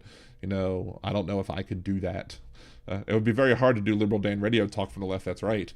If I don't have proper internet access. And trust me, now that I have spoiled myself with this internet, with the speeds that I have with fiber, I don't know if I can go live out in the country anymore. I would need fiber. I would need to run a long fiberglass fiber or whatever. I say nearly impossible. So you are going with good versus evil? Well, I mean, that's kind of just what I scrolled up. It scrolled up again. I hate this chat sometimes. I mean, that's one thing we could discuss is good versus evil. I don't know.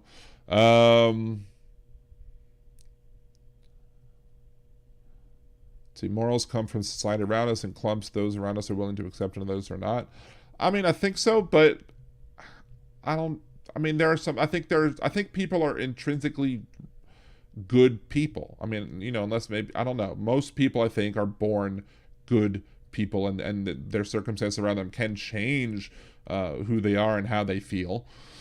There's situations, you know, people who might be born into a greedy family might grow up being greedy as well. I mean, I've liked to think that I've done a great job raising our kids so far. They've, you know, just the other day, like, my younger son was at the doctor's office because we didn't know what he had, and it might be a sinus infection or something. I don't know. It wasn't COVID, thank goodness.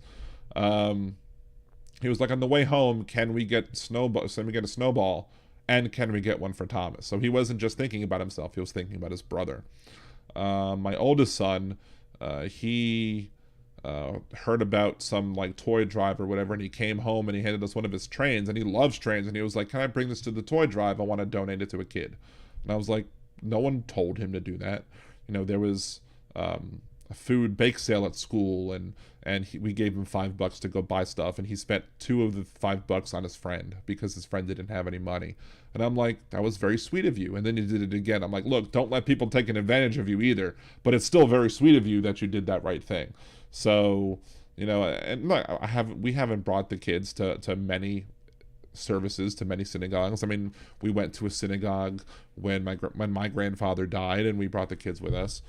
They were very well behaved. They were the best behaved kids in the entire place, and everybody was commenting on how well behaved they were. And they're just, we have taught them to just do the right thing, and just because doing the right thing for the sake of doing the right thing is important. So. Thank you, Elizabeth, for saying that was a great parable. I think I was looking for the word parable, and I don't think I said that. Maybe I did say it. I don't know. Let's see. When the Bible was handed from people along with the Quran, most of the people were literate outside of China, so the word of mouth was all that kept it spinning. Bad track record for info even today. Yes, play telephone, and you'll see that word of mouth can be bad. But also, there's, you know, in the idea of, if you're going to take a monotheistic look on the world, if there is one God, you know, if I was a smart God, you know, and I saw diverse groups of people all over the place, I might say, okay, well, I'm going to give the Quran to these people because these people need this set of rules, you know, to be healthy, to be, to treat each other well, whatever. And then I'm going, okay, here are the Jews. I'm going to give the Jews these set of rules because maybe they need this. Maybe they need these set of rules to be healthy based on where they're living. Okay, here are the Christians. Well, for the Christians, we're going to give this set of rules because maybe the Jewish rules were too complicated for some of the people out there, so we need to overly simplify it for some. I'm not saying that if you're a Christian, you're simple-minded. I'm just saying that maybe he looked at it and was like, maybe this is too hard for some people. Like, there are 613 commandments in the Hebrew Bible. So maybe 613 was seen as, okay, well, maybe some of these people are failing to follow these 613 commandments. So for them, maybe I give them another set of rules. And it could be all from the same deity. You never know. I wasn't there when he handed them out, or she, or they.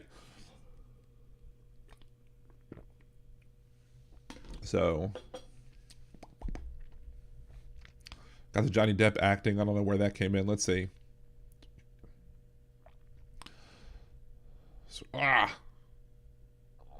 Elizabeth already left. Sorry. Okay. Thank you for joining. I appreciate you. Vincent, saying you're retired. Well, if I missed you, I'm sorry I missed you.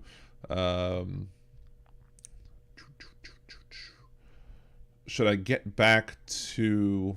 I do want to talk about the Nerdy Dan stuff for a little bit, but we'll see. Let's get back to the bottom of it. Wes, are you misbehaving? Come on, Wes. Big difference in how DJT and Mary Trump were raised. Yeah, exactly. They are clearly raised to be two different people. One of them was raised to be a good person. One of them wasn't. Kinky Streets. Hey, Kinky Streets. I don't know if I saw you before. Bible is about morals and ethics, and the Talmud is about mixing traditions with morality. Jesus read the Talmud. Okay. If I was God, I'd show myself. Well, just don't do it around children because you might get arrested. Boom, boom. Shh. Wes, what are you doing?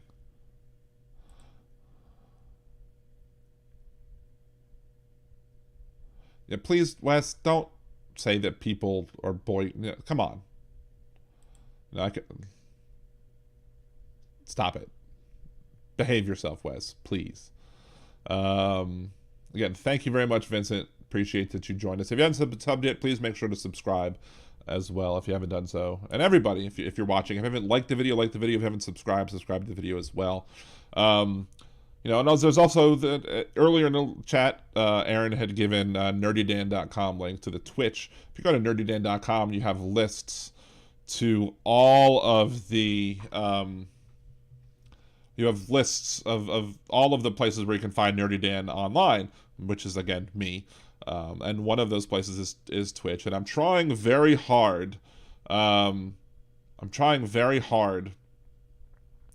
To get affiliate. And looks like I'm going to be successful in getting Twitch affiliate I might have the qualifications to get Twitch affiliate by next Tuesday, because I'm planning to stream tomorrow night, and I'm planning to stream next Tuesday. Tomorrow night, it might be a little later than 8, simply because of the fact that it's my mother-in-law's birthday, but I don't think she's going to stay that late at our house to enjoy after enjoying the food. So there's that. But again, I'm not counting any chickens before I hatch, but if I get affiliate and if I can keep it up, and thanks to Aaron, thanks to Jolie, Trucker John joined us last night in my stream, Yosh, Demonox have come in, Alan Drifter, a bunch of the people who are Liberal Dan Radio patrons, all of them have joined in from time to time. Yosh joined in last night after I had put him in prison in the game I was playing, and I'll get to that in a second. So as long as I can get at least 3 every airing. So, and you don't even have to participate in it. You could just if you're doing something else, just leave it open. You can even put it on mute, I think, and it'll count as a view. I don't know. Maybe I'm wrong. I don't know. But so far, everything seems to be working right. But once I get approved to be an affiliate, then I can start getting things like the bits. I can start getting subscriptions, so people can subscribe to me there. Most of the subscriptions, I think I'd maybe rather the Patreon versus the subscription. I have to look at the prices and see how well I do on both, except for the Amazon Prime. And I'm a member of a group that has a lot of Amazon Prime shoppers, like maybe 3,000 Amazon Prime shoppers, and I've already talked to the moderators of that group. And actually, it's 3,000 people. And some of those people, for some reason, have multiple Amazon Prime accounts to be able to do what it is we're doing in that group. And if I could just get a third of them, if I can just get a sixth of them to use their Prime membership to subscribe to me every month, to just do that one thing, and I probably have to do something special for them to do that. But if I could just do that, let's see, you get $249 times 500. That would be over $1,000 a month just for gaming. That's pretty darn sweet. And nobody has to pay anything extra more than what they did because they're using their Prime membership. And look, Andrea knows about the Prime membership thing. I've subscribed to Hal 1 month with my Prime membership. I've also used it to support other friends as well. But yeah, and so I'm going to try and maybe do some contests with those people in that group or whatever. I don't know. We'll see. To try and get in. And maybe it's possible, like, for example, if you're a high enough level patron, maybe I'll, gift you a subscription or something. I don't know. We'll see. Let's gotta play this It is what it is. Thank you, Donald. Andrew, I think I have the link. I've looked at it before. And I was probably gonna make take that link and kind of maybe make it into a video or kind of make it specifically like hand holding, because maybe some of these people don't even have the Twitch part yet. I don't know if they have the Twitch part on that link, but yeah, I mean, you can send it to me regardless and I'll have, just so I have it. But yeah, I was already hooked up to Prime, because I saw that you can get benefits as a streamer if you have a Prime membership. So yeah, Putin. Yeah, I usually play that's my favorite sound clip to play. It's just Donald Trump saying, "It is what it is." Although, this one might be fun to play a lot as well. If you're innocent, why are you taking the Fifth Amendment? I mean, he did. He took the Fifth Amendment, so he's used his logic on it. There's always a Trump tweet. There was always a Trump tweet that didn't age well. Now there's always sound bits that don't age well either. So, one of the fun things from last night was, is Aaron? Yeah, Aaron's still here. Good. Aaron and Jolie were with us, and so I'm playing this game called Cult of the Lamb, and it's this little cartoon lamb, and he starts off the game by dying. He dies, he goes up to meet this, supreme being. Supreme being says, "Hey, I want you to go be my, voice on Earth. I'm going to give you powers, and you're going to start a cult, and you're going to control it. You're going to get cultists, and you're going to defeat the people that defeated me." That's the theme of the game. So I'm building a cult. And of course, because, I listened to Hal, and we all of us Hal Spark types, je suis Hal Sparks, all of us Hal Sparks types were watching when the Young Turks were moaning and complaining about the people using the Dark Brandon memes. So of course I had to make my cult the Cult of Dark Brandon. And so, as if you see on Twitter, if you follow me either at nerdydan.com on Twitter or at liberaldanradio on Twitter, you'll see I have tweeted about that. It's follow me as I try and grow the Cult of Dark Brandon in the Cult of the Lamb. And so, but I've made some of the people, who you've seen in the chat already. I've made some of them, my followers, my cultists. So Aaron is a cultist, and I think Jolie is a cultist. The first Jolie cultist ran away. She became disenfranchised with the cult. She was led astray, I guess, from somebody else. Nibus Yosh, Demonox are both members of the cult. But then I was like, oh, so I even have a cultist named Hal. And my wife is there's a cultist with my wife's name, and I married her. Apparently, I also married Demonox too. So, it's a game, but it is what it is. Thank you, Donald. So, and you can ascend your followers to go up and serve you on a higher plane. You can just have a ritual sacrifice of one of my followers asked me to ritually sacrifice him, and I was like, okay, fine. So yeah, so it's been fun. But I did make Sank and Anna ones as well, and Anna left because I turned her in. I possessed her with a demon, and then she went and stayed behind on a trip. I don't know if possessing with the demon always makes you stay behind or not. I don't know.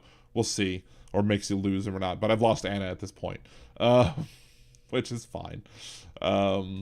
Anyway, but it's a really fun game to play, and I've been having a good time, really good time playing that game, despite the fact that it's a little buggy still because it's new. And yeah, I think that was very funny, Aaron. I was looking at Aaron's name or something, and I was like, I'm married to I said I'm married to Aaron and Demonox in the game. She's like, Dan, you're married to Cassie and Demonox. I'm like, oops, sorry, my bad. So anyway, I will be streaming on that. Should be sometime around 8 p.m. tomorrow on the link that Jolie just shared, and probably every Tuesday and Thursday unless there's something. Because according to Twitch, you have to stream, I think, 7 days a month or 8 days a month. You have to do it for a certain amount of hours in a month, and you have to have a certain average viewership. And right now, you need 3. I'm at 3.7. But like at some point last night, I was like at 6.7. Like everything after midnight last night was like at 6.7. So if I can get there, that'd be awesome. Then again, you can get subscriptions, you can earn bits, and I'll let you know what I think the best thing to do, how to support me. I think I'm kind of combining Nerdy Dan and Liberal Dan kind of together, sort of, because I've been kind of cross-promoting, cross-tweeting the stuff, and I kind of like advertising Liberal Dan, advertising Nerdy Dan, trying to send both off to different places. And so I might just kind of pull in the Nerdy Dan stuff to the Liberal Dan LLC, be like, this is kind of like, this is Liberal Dan Gaming, i.e. nerdydan.com. So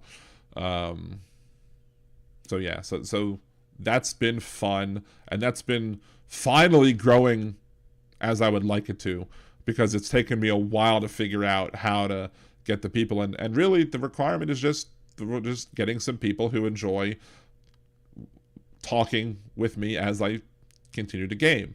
And I've thrown some politics in it. I could occasionally make it kind of satirical, like, I did have the Donald in my cult too, but he died.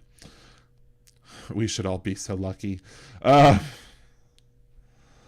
that's the nerdydan.com stuff. I don't want to talk about it too much here, but I'm kind of cross-promoting it every place, so maybe I need to make a commercial for it too. I don't know.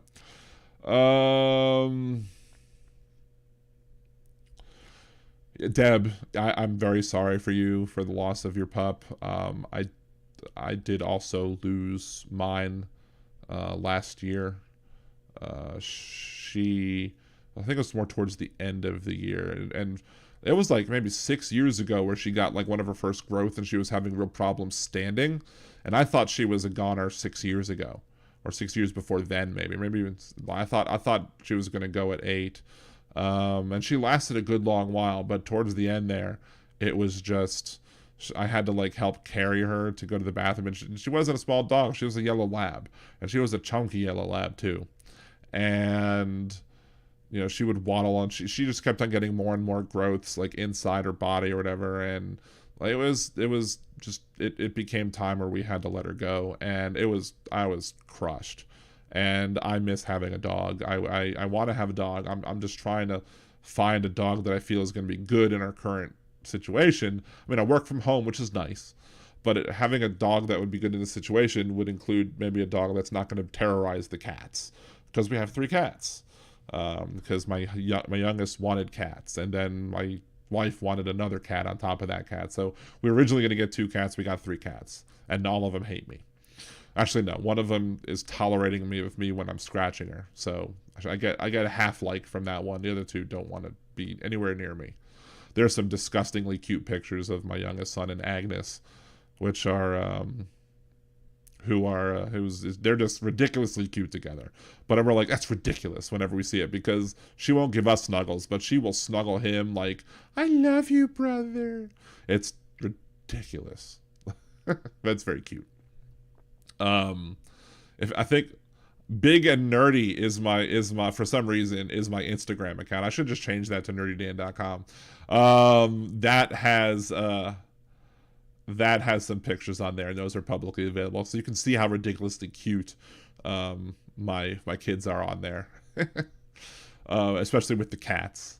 But yeah, like I keep threatening the cats. I'm like, cats, if you don't snuggle me, I'm getting a dog. If you don't love on me, I'm getting a dog. So every time they run away from me, just like I'll be like, I'm getting a dog, and then eventually I will get the dog. And it's just, there is a lot of the, like, I like labs. Like, labs are my favorite breed.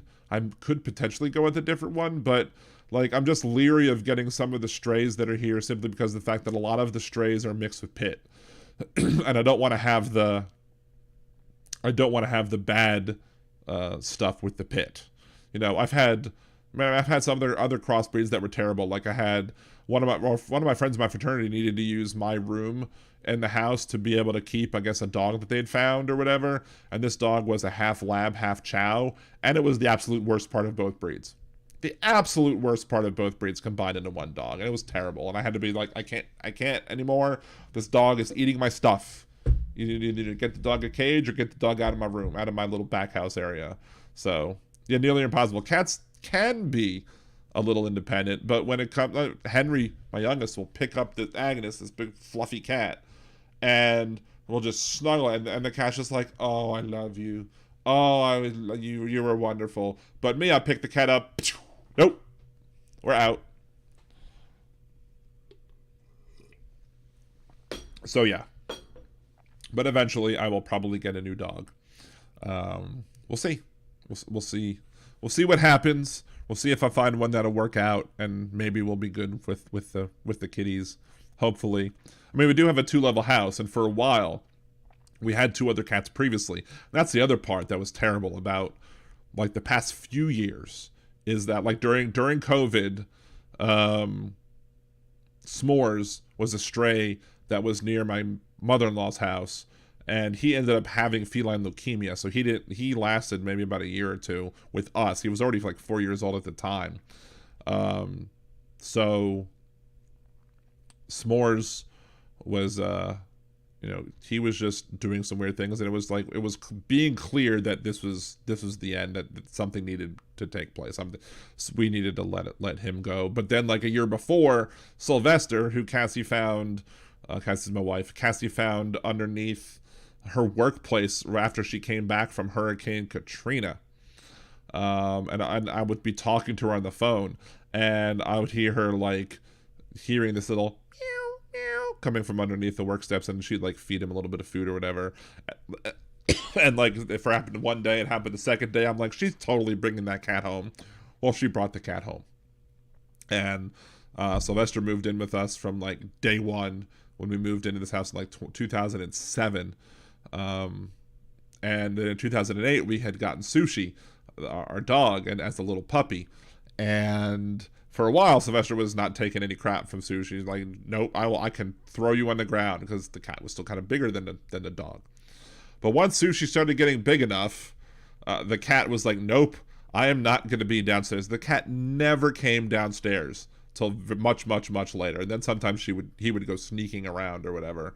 But yeah, so dog had the bottom, cats had the top. Now that's possible that could happen again with a new dog, where the cats just stay upstairs and the dog stays downstairs. Fine, whatever. But I'd rather them get along. I'd rather them not be chasing, especially because of the fact that, if you get the wrong dog, you don't have a good time at all with the pets. Like, the wrong dog will do bad things to a cat, and you don't want that to happen. So,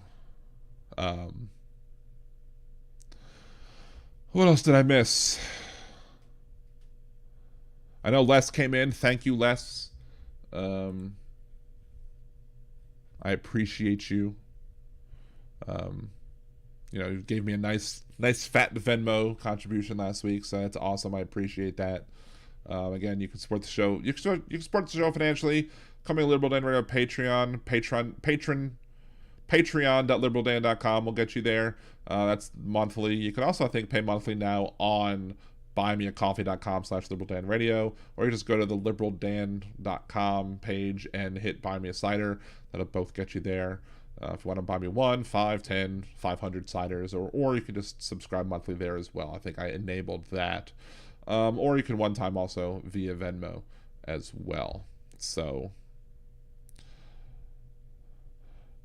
I thank you, Les. I mean, I'm trying to do the right thing. I'm trying to be helpful. I'm trying to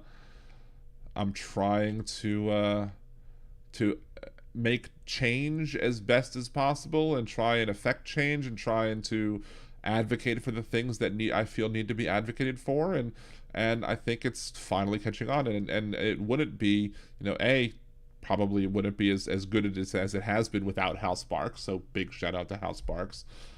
Spoiler alert.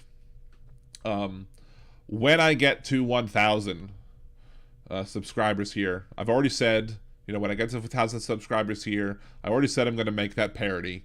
I'm going to try at least to make that parody of I'll Be Back in 3 Days, the religious version of Hamilton that was out there. But the other thing that's going to happen is when I hit 1,000 subs, I am going to probably the next chat that is available, and hopefully that next chat that is, you know, maybe not too fast scrolling, and maybe not too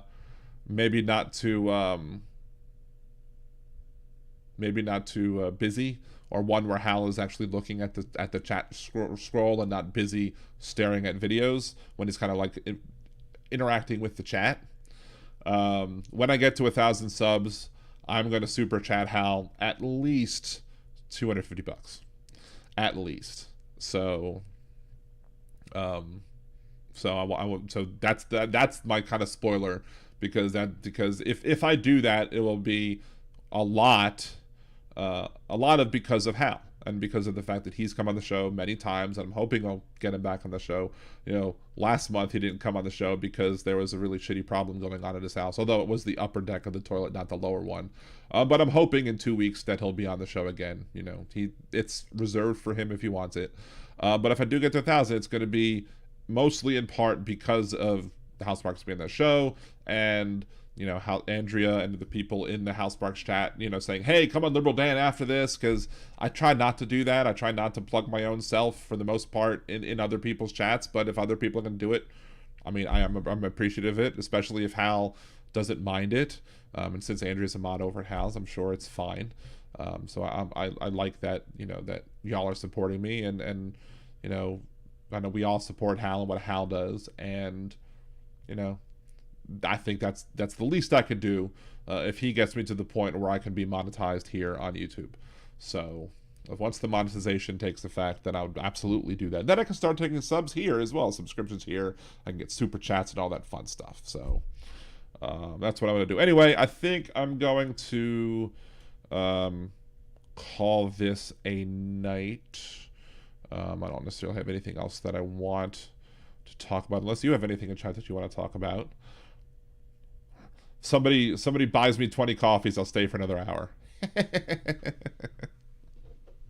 I don't expect anybody to buy me 100 or 20 coffees, let alone, I was about to say 100. I appreciate you. Yeah, I have the wrench over on TV2 live chat, so I can do that. And look, you know, I'm always going to be promoting my support these channels, so you're always going to be on that website as well. So even when I'm not chatting, if people go to that link, they'll be able to see all of the ones that we should support. And maybe, you know, that's the link to share, hopefully, because it'll get everybody supported. Let's see, Jeff Curry, is Hal and Young Turks going to split the party? Well, that assumes the Young Turks are part of the party to begin with, right? I mean, Young Turks are kind of working against Democrats in many, many ways, although they don't like when, like, the conservatives say, hey, the Young Turks are doing great with this. They're like, no, don't lump us in with you. Don't agree with us. But yeah, I don't think that, you know, and people will have, I mean, Yosh would probably disagree with me on this particular point.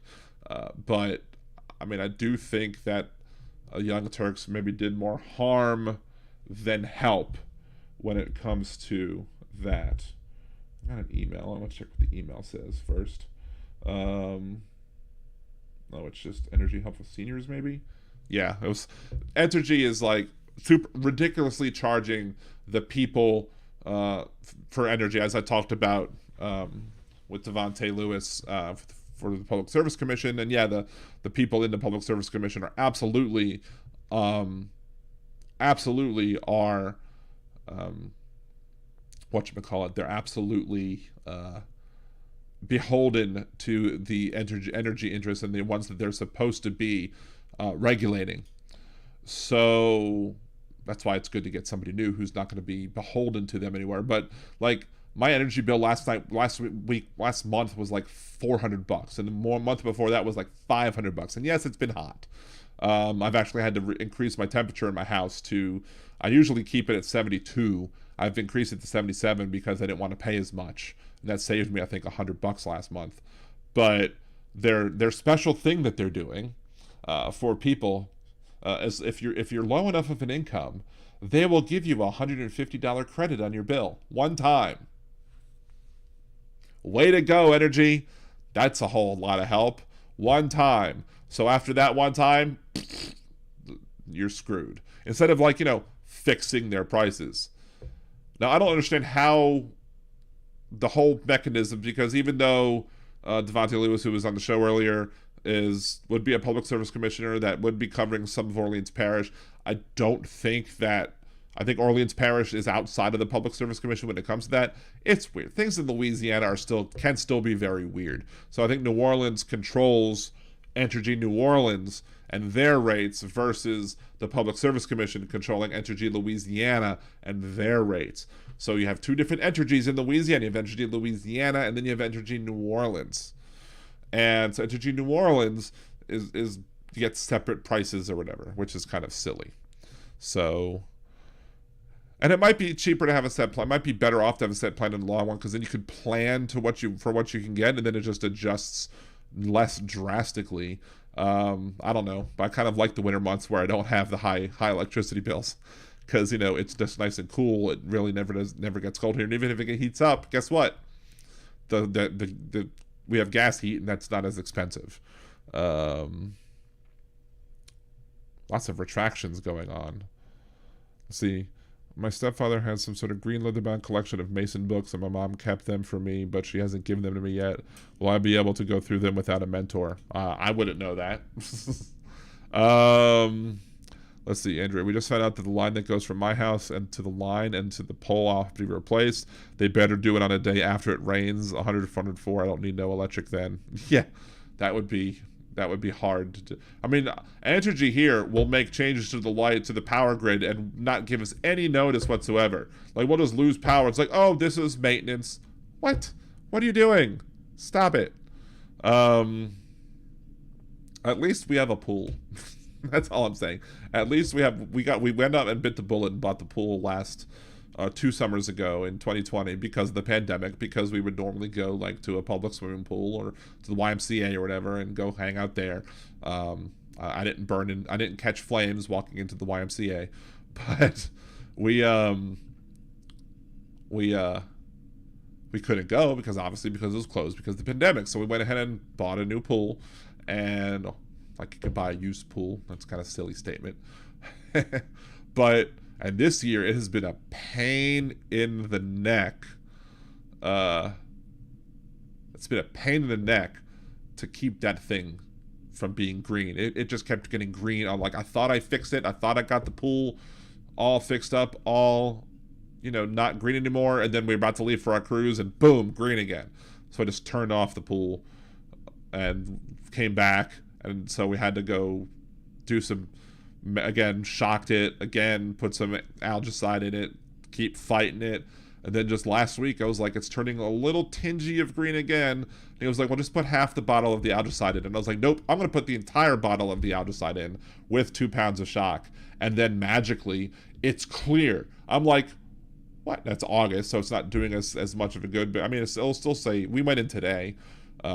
Partially went in today because when the little floater thing holding the chlorine goes around the pool, there are some times when the jet that circulates the water in the pool will push it, and it pushes it a certain way where it tips completely over, and the chlorine tablets go to the bottom of the pool. So I had to go swimming today because I needed to get the chlorine tablets from the bottom of the pool again.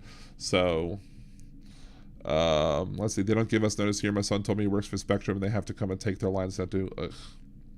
Bill Deacon, yeah, the pool this past year has absolutely been a money pit, especially because of the fact that I hadn't cleaned it for a while after Hurricane Ida, and I had to flock it. I had to do a whole bunch of stuff to it. I had to try and get all the stuff out of the pool. I finally got all the big stuff out of the pool, and then it just was bleh, and then it was like just dark green and nasty and whatever because it was never winterized, so meh.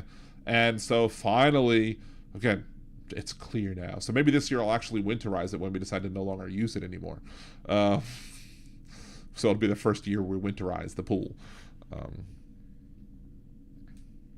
don't know what Patty Whack. What did I make you laugh with? I don't even remember what thing I said that was funny. So, we're past 2 hours. Past 2 hours now. And we don't have a hot tub in our pool. It's an above ground pool, so. I'm looking to get a deck, but decks are expensive, and I'm trying to find out from the city whether or not I can I called myself Paddywhack. I called myself the pool boy today. I basically said, "Thank you, Les." I mean, I tried to be funny. I mean, I can't compare myself to Hal at all, but I was very happy with the fact that my second Chopper, Liberal Dan's Chopper City made Hal chuckle. That's kind of a place where I was like, "Yay, I made Hal laugh." I've heard people have saltwater. I don't know if I could convert mine into a saltwater or not, but I'm fine for right now with it. Because now that it's clear, it's good, and hopefully I can just keep it clear. We'll see. Sometimes it might, because it's been raining a lot. That's part of the thing, is it's been raining so much that every time it rains, I'll go run the backwash from the filter to get it to clean out all of the junk from there, and then I shock it again. So maybe the fact that we're getting all this fresh water in the pool from all the rain, maybe that helped clear all the crappy water out, so eventually we got rid of it. So hopefully. Trying to figure out. Again, thank you, Les, for the compliment. I usually have I think I have a darker sense of humor that I share here on the podcast. I mean, I make some terrible jokes, and me and my wife will sit there and just laugh at the most terrible things, just because we're two peas in a pod. Although the fact that I'm having my Dark Brandon cult, and I'm really enjoying that. I'm really having too much fun with it, I think. I don't know if it's too much fun. Maybe it's just enough fun. Yes, the cult of Dark Brandon. Dark Dan. Let's see, what the only problem I have, somebody said the liberal Danimals. Yeah, Liberal Dan the pool boy. Pool boy Dan. Chlorine from the left, that's right. I don't know, that doesn't fit. But somebody had said liberal Danimals as perhaps as an option to call the people who listen to the show, and maybe. But the problem is that somebody who I used to consider a really close friend of mine, who turned out to not be a friend whatsoever, he used to call me Danimal. So that's the only problem with the liberal Danimals. Danimals like Lunchables. Jeff, I don't know. Maybe if we get in person one day, we'll have to compare notes on the terrible jokes that we like to make. I will sometimes just pull out the jokes that only a Jewish person can make, and we'll just leave that at that for right now. So Andrew, do you have a pH tester? I do have these strips for the pH, but I can bring the water into the pool shop, and they will test it for me if I feel. But I got these strips for a while. The strips seem to show me the good levels on all 6 different levels of 6, like the free chlorine, the total chlorine, the pH, the alkalinity. And if anything looks too weird, I can bring a water sample to the pool place, and they'll give me what I need to do. Yes, that would be Bill Deegan, liberal Danimals. If it catches on, is it Dantastic liberals? What's not fair, Aaron? That my former person who I thought was a friend called me Danimal, so therefore it makes me not want to do liberal Danimals, or makes me question whether or not I want to do liberal Danimals. Dan's lefties. No, I don't know. My jokes are not fair? Why are they not fair? Or they're just the Jewish jokes because I can tell them and other people can't? That's the other thing. That former friend of mine we used to and he wasn't Jewish, and he would tell jokes all the time too. And at the time, I just assumed, okay, he just feels comfortable with me saying these terrible things. Just because of the fact that I also make the terrible jokes, but maybe he's just a terrible person to begin with. I don't know. I do know he's a terrible person. Just his problems. I'm not mentioning his name, but he has problems. I will not show my dark side of humor unless I'm asked. Sometimes I'll let one dark comment slip or not. There was one time where I think it was the whole COVID-19 or whatever plans, and then Delta 19 variant, and so it was my summer plans Delta variant or something like that. So like my summer plans would be a picture of Nancy Kerrigan, and the Delta variant would be Tanya Harding, for example, as I think that's one of the memes that I saw. But there was one I think that I shared that I was like, this is too much even for me, and I didn't want to share it because it was way too just wow. One of them I think was it Jeff Corwin, the animal guy, or Steve Irwin, and Jeff Corwin is the TV guy. Steve Irwin was the my summer plans, and then some manta ray was the COVID-19 variant or the Delta 19 variant. I was like, oh, that's too soon. Jeff Curry, what do rabbis do with foreskins? I think I've heard this one. I don't know. There is a joke about the guy that made a wallet out of his foreskin. Whenever he rubbed it, it became a briefcase. Sorry. I mean, you asked for it, so there it is. I don't know. I don't know. I don't know if I know the what do rabbis do with foreskins jokes. Oh, no, that's what Germans do with them. Paddywhack. That's what the Germans do with them, or at least that's what Nazis do with them. Too soon. Oh, that's gross. See, there's the thing. Like, there's a line from Mrs. Doubtfire. I don't know if you can giggle less. That's fine. You have to send me audio of you giggling though. I want to hear how you laugh, I guess, just to prove that you're laughing. Video or it didn't happen? I don't know. You don't have to do that. I'm just being silly. There is a line from Mrs. Doubtfire that maybe some people wouldn't get if you're not if you don't know all of the things involved. But so the thing is that, like, Robin Williams says, never get gribness from a moil, it's too chewy.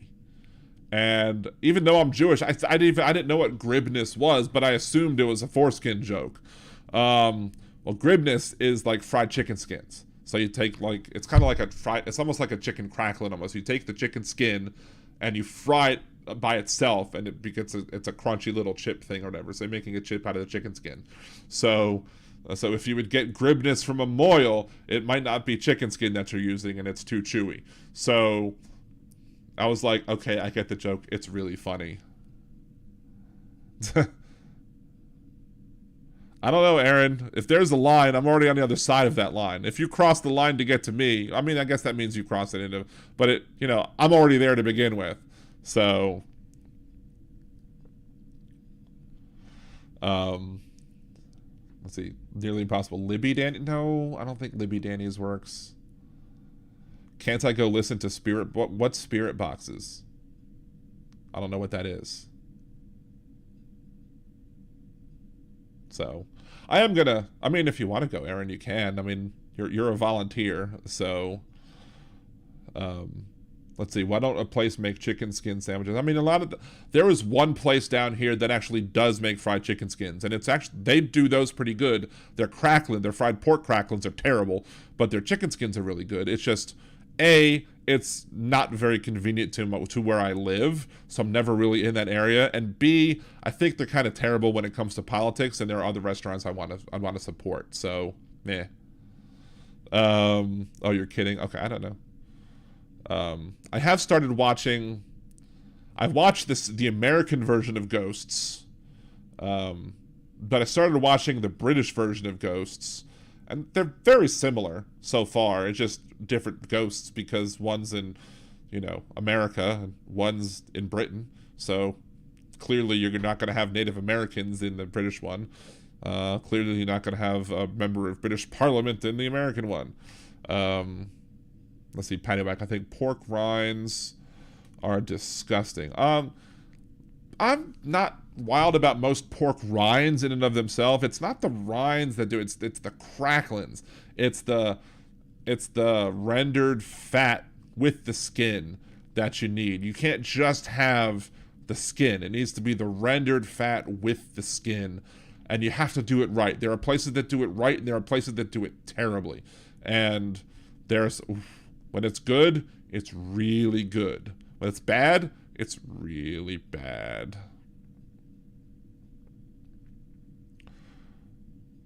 Oh, we have catatonic rebound Joe Biden.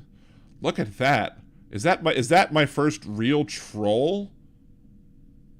That might be my first real troll. I mean, I don't count there are regular listeners who are conservatives who are not trolls. There was the candidate who called in that supports banning abortions even for 10-year-olds. I'm not necessarily calling that one a troll in and of itself, but I think I have a troll. Hey, I was just talking about you the other day, Eggoff Twitler. I was talking about you in the chat, in TV2's chat, because I was like, I really love that username. I think it's great. I think it's a very clever username. I appreciate it. Let's see. GOP flash in Ohio. Journalists covering MAGA event with J.D. Vance and DeSantis will be required to give access to their footage to the organizers and face questions on use. Interesting. I think it's hilarious that... What's that guy? What's the guy with the... Crenshaw, the one with the eye patch. I think it's funny that now they're being critical of Crenshaw. Crenshaw is one of the most deepest wackadoodles out there. It was the one that Pete Davidson made fun of, I think, by wearing the patch or whatever. Crenshaw is just horrid. I think he's worse than Liz Cheney. But he's one of the ones that apparently pissed off Trump and his supporters, so therefore he's persona non grata now. You don't kiss the ring. You don't give fealty to Lord Trump. You end up getting put on the wall with heads and spikes or whatever. All these jokes go right over my head. I'll be honest though, here in the Midwest I wasn't exposed to Jewish faith until I was an adult and moved to Kansas City. Yeah, I mean, I don't know if you heard my life as a Jewish person episode, the very special episode of Liberal Dan Radio, where I talked about my life as a Jewish person. When I went down to Melbourne, Florida, to go take a tour of Florida Tech. I had a full ride. I could have gone for free, no loans, no nothing. Florida Tech would have been done, but it was kind of creepy in that that's like the home of like the abortion doctor murderer movement or whatever. So there's that. But when I asked the guy, I was like, can you? Do you have a Hillel here? And for those who don't know, the Hillel is the Jewish Student Union. And the person's like, who works for the college admissions, he's like, what's a Hillel? I'm like, do you have the data on any Jewish people that might be attending the school? And he was like, I don't have it right now, but I could look it up for you. And I was just sure that if I said that, if he was going to come back and say, if you enroll here, one. So... Yeah, Putin, it's a cult now. You can't speak ill of your leader. Exactly. I'm wondering if there's anything... That's good to see that Rubio's 4 points behind Demings. I mean, polls that are that close are frustrating to watch because you never know if it's an accurate poll or not. I'm wondering if there's anything that Trump could do that would make people be like, nope, sorry. Let's see. Yes, Jeff Curry, I had a full ride for baseball in a town that was just wrong. Sorry, let's see. GQP will be claiming rigged elections in fall. See, it's one thing I forgot to bring up. Thank you. I think we should start the rumor or start advocating the fact that the election against Liz Cheney was rigged. That it was a rigged election, that Liz Cheney really won the election. We should start spreading that. Although I don't know if that would get us kicked off of the platforms like Twitter and Facebook or whatever, but just it was stolen election. It was a horrible crime that they did against Liz Cheney, stealing that election from her. You knew she won. Let's see. Yeah, I'm very much looking for hoping Val Demings can kick the crap out of Rubio. See, those fuckers were so arrogant. They documented their crimes. Yeah, that's the crazy thing. I just don't understand the whole thing with the It's crazy how, like, they're okay with him have, like, the radio show I listen to in the morning that's conservative, Jeff Guerrero's show. He's like the so-called nuclear documents. I'm like, what? So-called nuclear? I mean, they don't, like, you could have somebody come out and say, like, Senate Minority Leader Mitch McConnell could come out and say, I have viewed the documents and it is clear that Donald Trump had confidential top secret information and that he showed them to people at Mar-a-Lago. And he could say that, and then they'd be like, he's lying, I don't believe him. And then, like, somebody else could come out, like, who maybe they might like too, be like, you know what, Mitch McConnell's telling the truth. No, we don't like him either. Like, if you wrong Trump, like, again, I think that, I don't know what Trump has on Minority Leader McCarthy, but for McCarthy on January 6th to go from who the F are you talking to him, again, bending the knee and pledging fealty to Lord Donald Trump, there must be something there that he has on him more beyond just the fact that I will kick you out of your office, you will lose power if you don't back me, if you don't give me back, I'll give it to somebody else. And again, none of these people who are in the House, except for the 10 who are now no longer going to be in the House for the most part, have integrity because they're willing to sell their souls to the devil on earth. And yes, Jeff Gray, a lot of them do love the racism. Absolutely, 100%. They love the racism. And that's why he won in the first place. He was pandering to the racists, pandering to the bigots, to the xenophobes, to everybody. You know, total and complete ban on Muslims entering the country. Or, you know, Mexico sending us rapists and murderers. Some of them might be good people. And then he, you know, becomes an apologist for the people marching with Nazis or the Nazis themselves in Charlottesville. I mean, to me, supporting Trump after Charlottesville was my last straw for basically saying, look, if you like Trump, sorry, I can't, you're not my friend. If you can't consider yourself to be my friend if you still like Trump after Charlottesville. Now, I mean, he was still a bigot beforehand, but I was trying to give people the benefit of the doubt, or maybe they've just been duped. But at this point, it's no longer duping. At this point, you either support what he says or you don't. So, Karma Raven, you mean Madison was right about the Orioles? I'm sure he was. I'm sure there's some crazy stuff that goes on behind the scenes up in Washington, D.C. I mean, come on. Can you imagine what they do with Mitch McConnell's neck?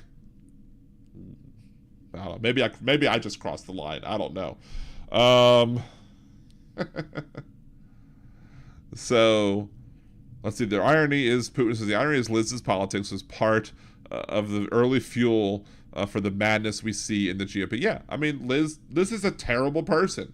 I mean, until very recently, she was against gay marriage. She supports Dobbs v. Jackson. She's horrible.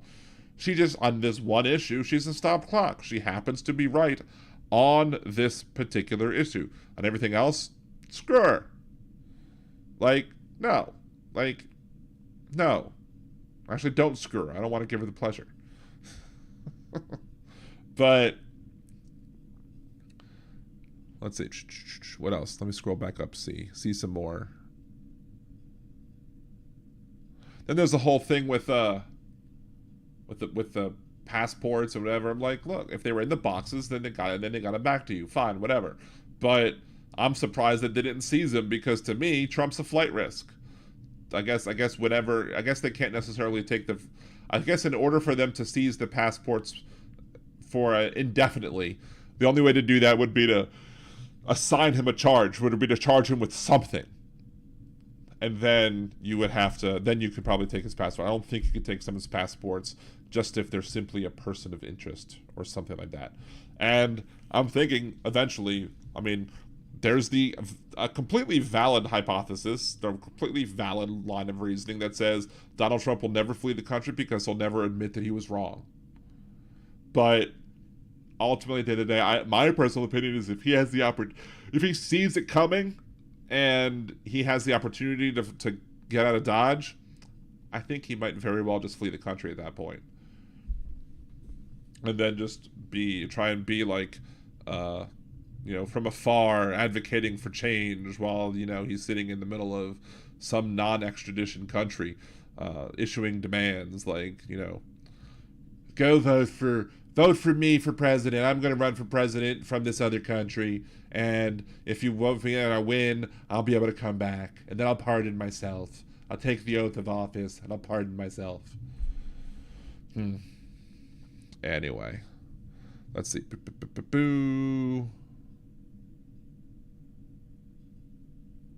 Liberal Dan Jeff wants to be on the show. If I come on the show, can I sit straddling the big mic like the guy over your right shoulder? Like you want to be like right here? Is that where you want to be, Jeff? Yes, Les, his diplomatic passport should have absolutely been returned. I don't know. I mean, I would think that they would return it. I would maybe wonder, if other former presidents still have their diplomatic passport? And I don't know that answer or not. So is it possible let's see. Boom, boom, boom. Let's go look. Do presidents return diplomatic passports?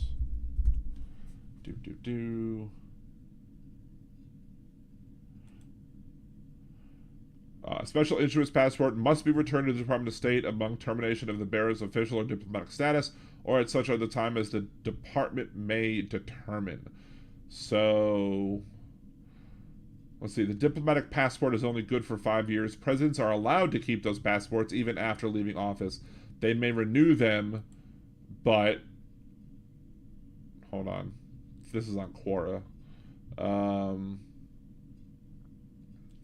Where is it? Presidents are allowed to keep those passports even after leaving office. They may renew them, but must use them only for diplomatic travel. Other travel, they must use a personal passport. I would think that Trump's had already expired. Maybe so. So if he got the diplomatic passport in 2017, when he took office in 2022, then yeah, you would think that if it was really good for 5 years, that it should already be expired. But I don't know. Maybe that was the expired passport. I don't know. But they can keep them, apparently. Most people are required to return them, but it seems like presidents are allowed to keep them. Because I guess some presidents, after being president, can do, some diplomatic, stuff in other countries. Not that Trump would, but others do. So I mean, when a president leaves the office, a normal president would keep his diplomat. Yeah, that's what I just read up there. Normally a president would keep the diplomatic passport, but they could always get it back as well. So he ain't gonna get his plane fixed. I think he'll get smuggled out on a MyPillow plane or something. Jolie, I've tried not to get politics in the middle of my family and friends, but anyone that supports the effing moron, it makes you really doubt who they are at the core. Yeah, totally. Fortunately, nobody in my family, in my direct family at least, the only people who I'm technically related to who still support Trump are the new family that I found out when Mom got her 23andMe results. So, and I haven't met many of them in person. So, anyway, I think I will go ahead and call them night at this point. Let's see. Trump's team spin is that Donnie had standing orders to declassify any documents that he took out of the White House. So on January 19th, when he packed the boxes, top secret nuclear weapons, they all magically declassified themselves. Yeah, the declassification fairy. Yeah. I mean, although I think nuclear secrets, I don't even think presidents are allowed to unclassify or declassify nuclear secrets. That's one of the things. I think there's a limit as to who can declassify those. But I think if something is going to be declassified, there should have to be written proof. Just like if somebody's pardoned, there should have to be written proof.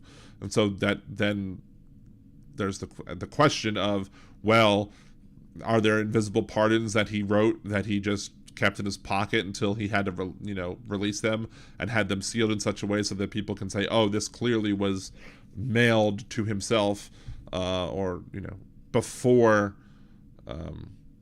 before he left office, so therefore it's a valid pardon. I don't know if that would work or not, but maybe you would think he would also have some sort of memo that says, here, on this date, at this time, I've declassified all this crap. But there's no evidence of that. So why would I believe that he did that?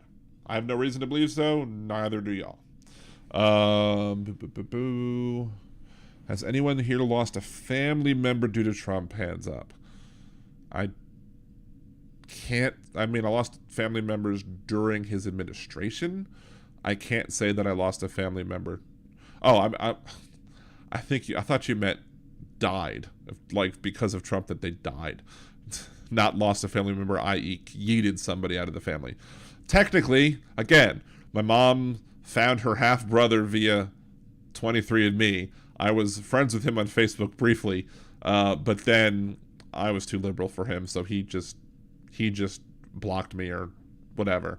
So yeah, I guess technically I lost that person, but I don't know if I consider them family, really. I mean, I never really got to know any of them, so I don't really think that they're family. Family is less about blood and more about how you feel about each other. So in that sense, no, I haven't lost family to Trump. In the sense of, did I lose an actual physical blood-related person because of Trump? I gained one, and then I lost them quickly because of politics and Trump.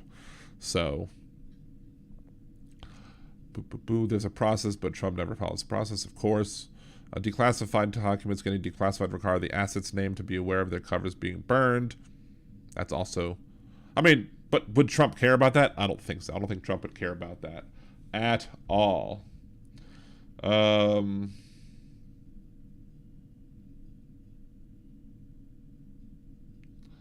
trying to look at these caveman puns to just kind of bring it back to that joke, but I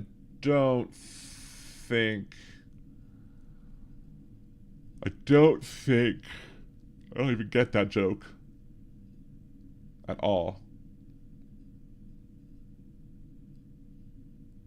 I don't know. I don't get those puns. Not that great. Anyway, not all puns can be good, I suppose. Let's see. Trucker John, my two siblings don't talk to me since 2017. That's sad. It's sad that it happens, but you also, it's not, people aren't under any requirements to, I don't know if they cut the ties or you cut the ties, but even if they're supposedly family, they're not required to, you're not required to maintain toxic relationships with toxic people. It's, it doesn't matter if you've known them from birth or if you've known them 5 minutes. If they're toxic, yeet them from your life. And I absolutely support doing that because that's for your mental health. Anywho, let's just find this clip and we'll go ahead and end the show now because I think my voice is getting a little sore from the 2.5 hours of talking. But anyway, thank you very much for watching this week's episode of Liberal Dan Radio. Talk from the left, that's right. Back next week, 8 p.m. Central, blogtalkradio.com/LiberalDan, or mostly here on YouTube.com/LiberalDanRadio. Support the show, become a patron, subscribe, like the video, share other videos. Go over to twitch.tv/nerdydan.com. Follow me there. Tuesdays and Thursdays at 8 p.m. Central as well is when I'll be streaming some games for most weeks. Follow my Twitter. You'll see when I announce that as well. So again, thank you all for joining the chat. I appreciate y'all very much. Until next week, this is Dan Zimmerman with Liberal Dan Radio. Talk from the left. That's right.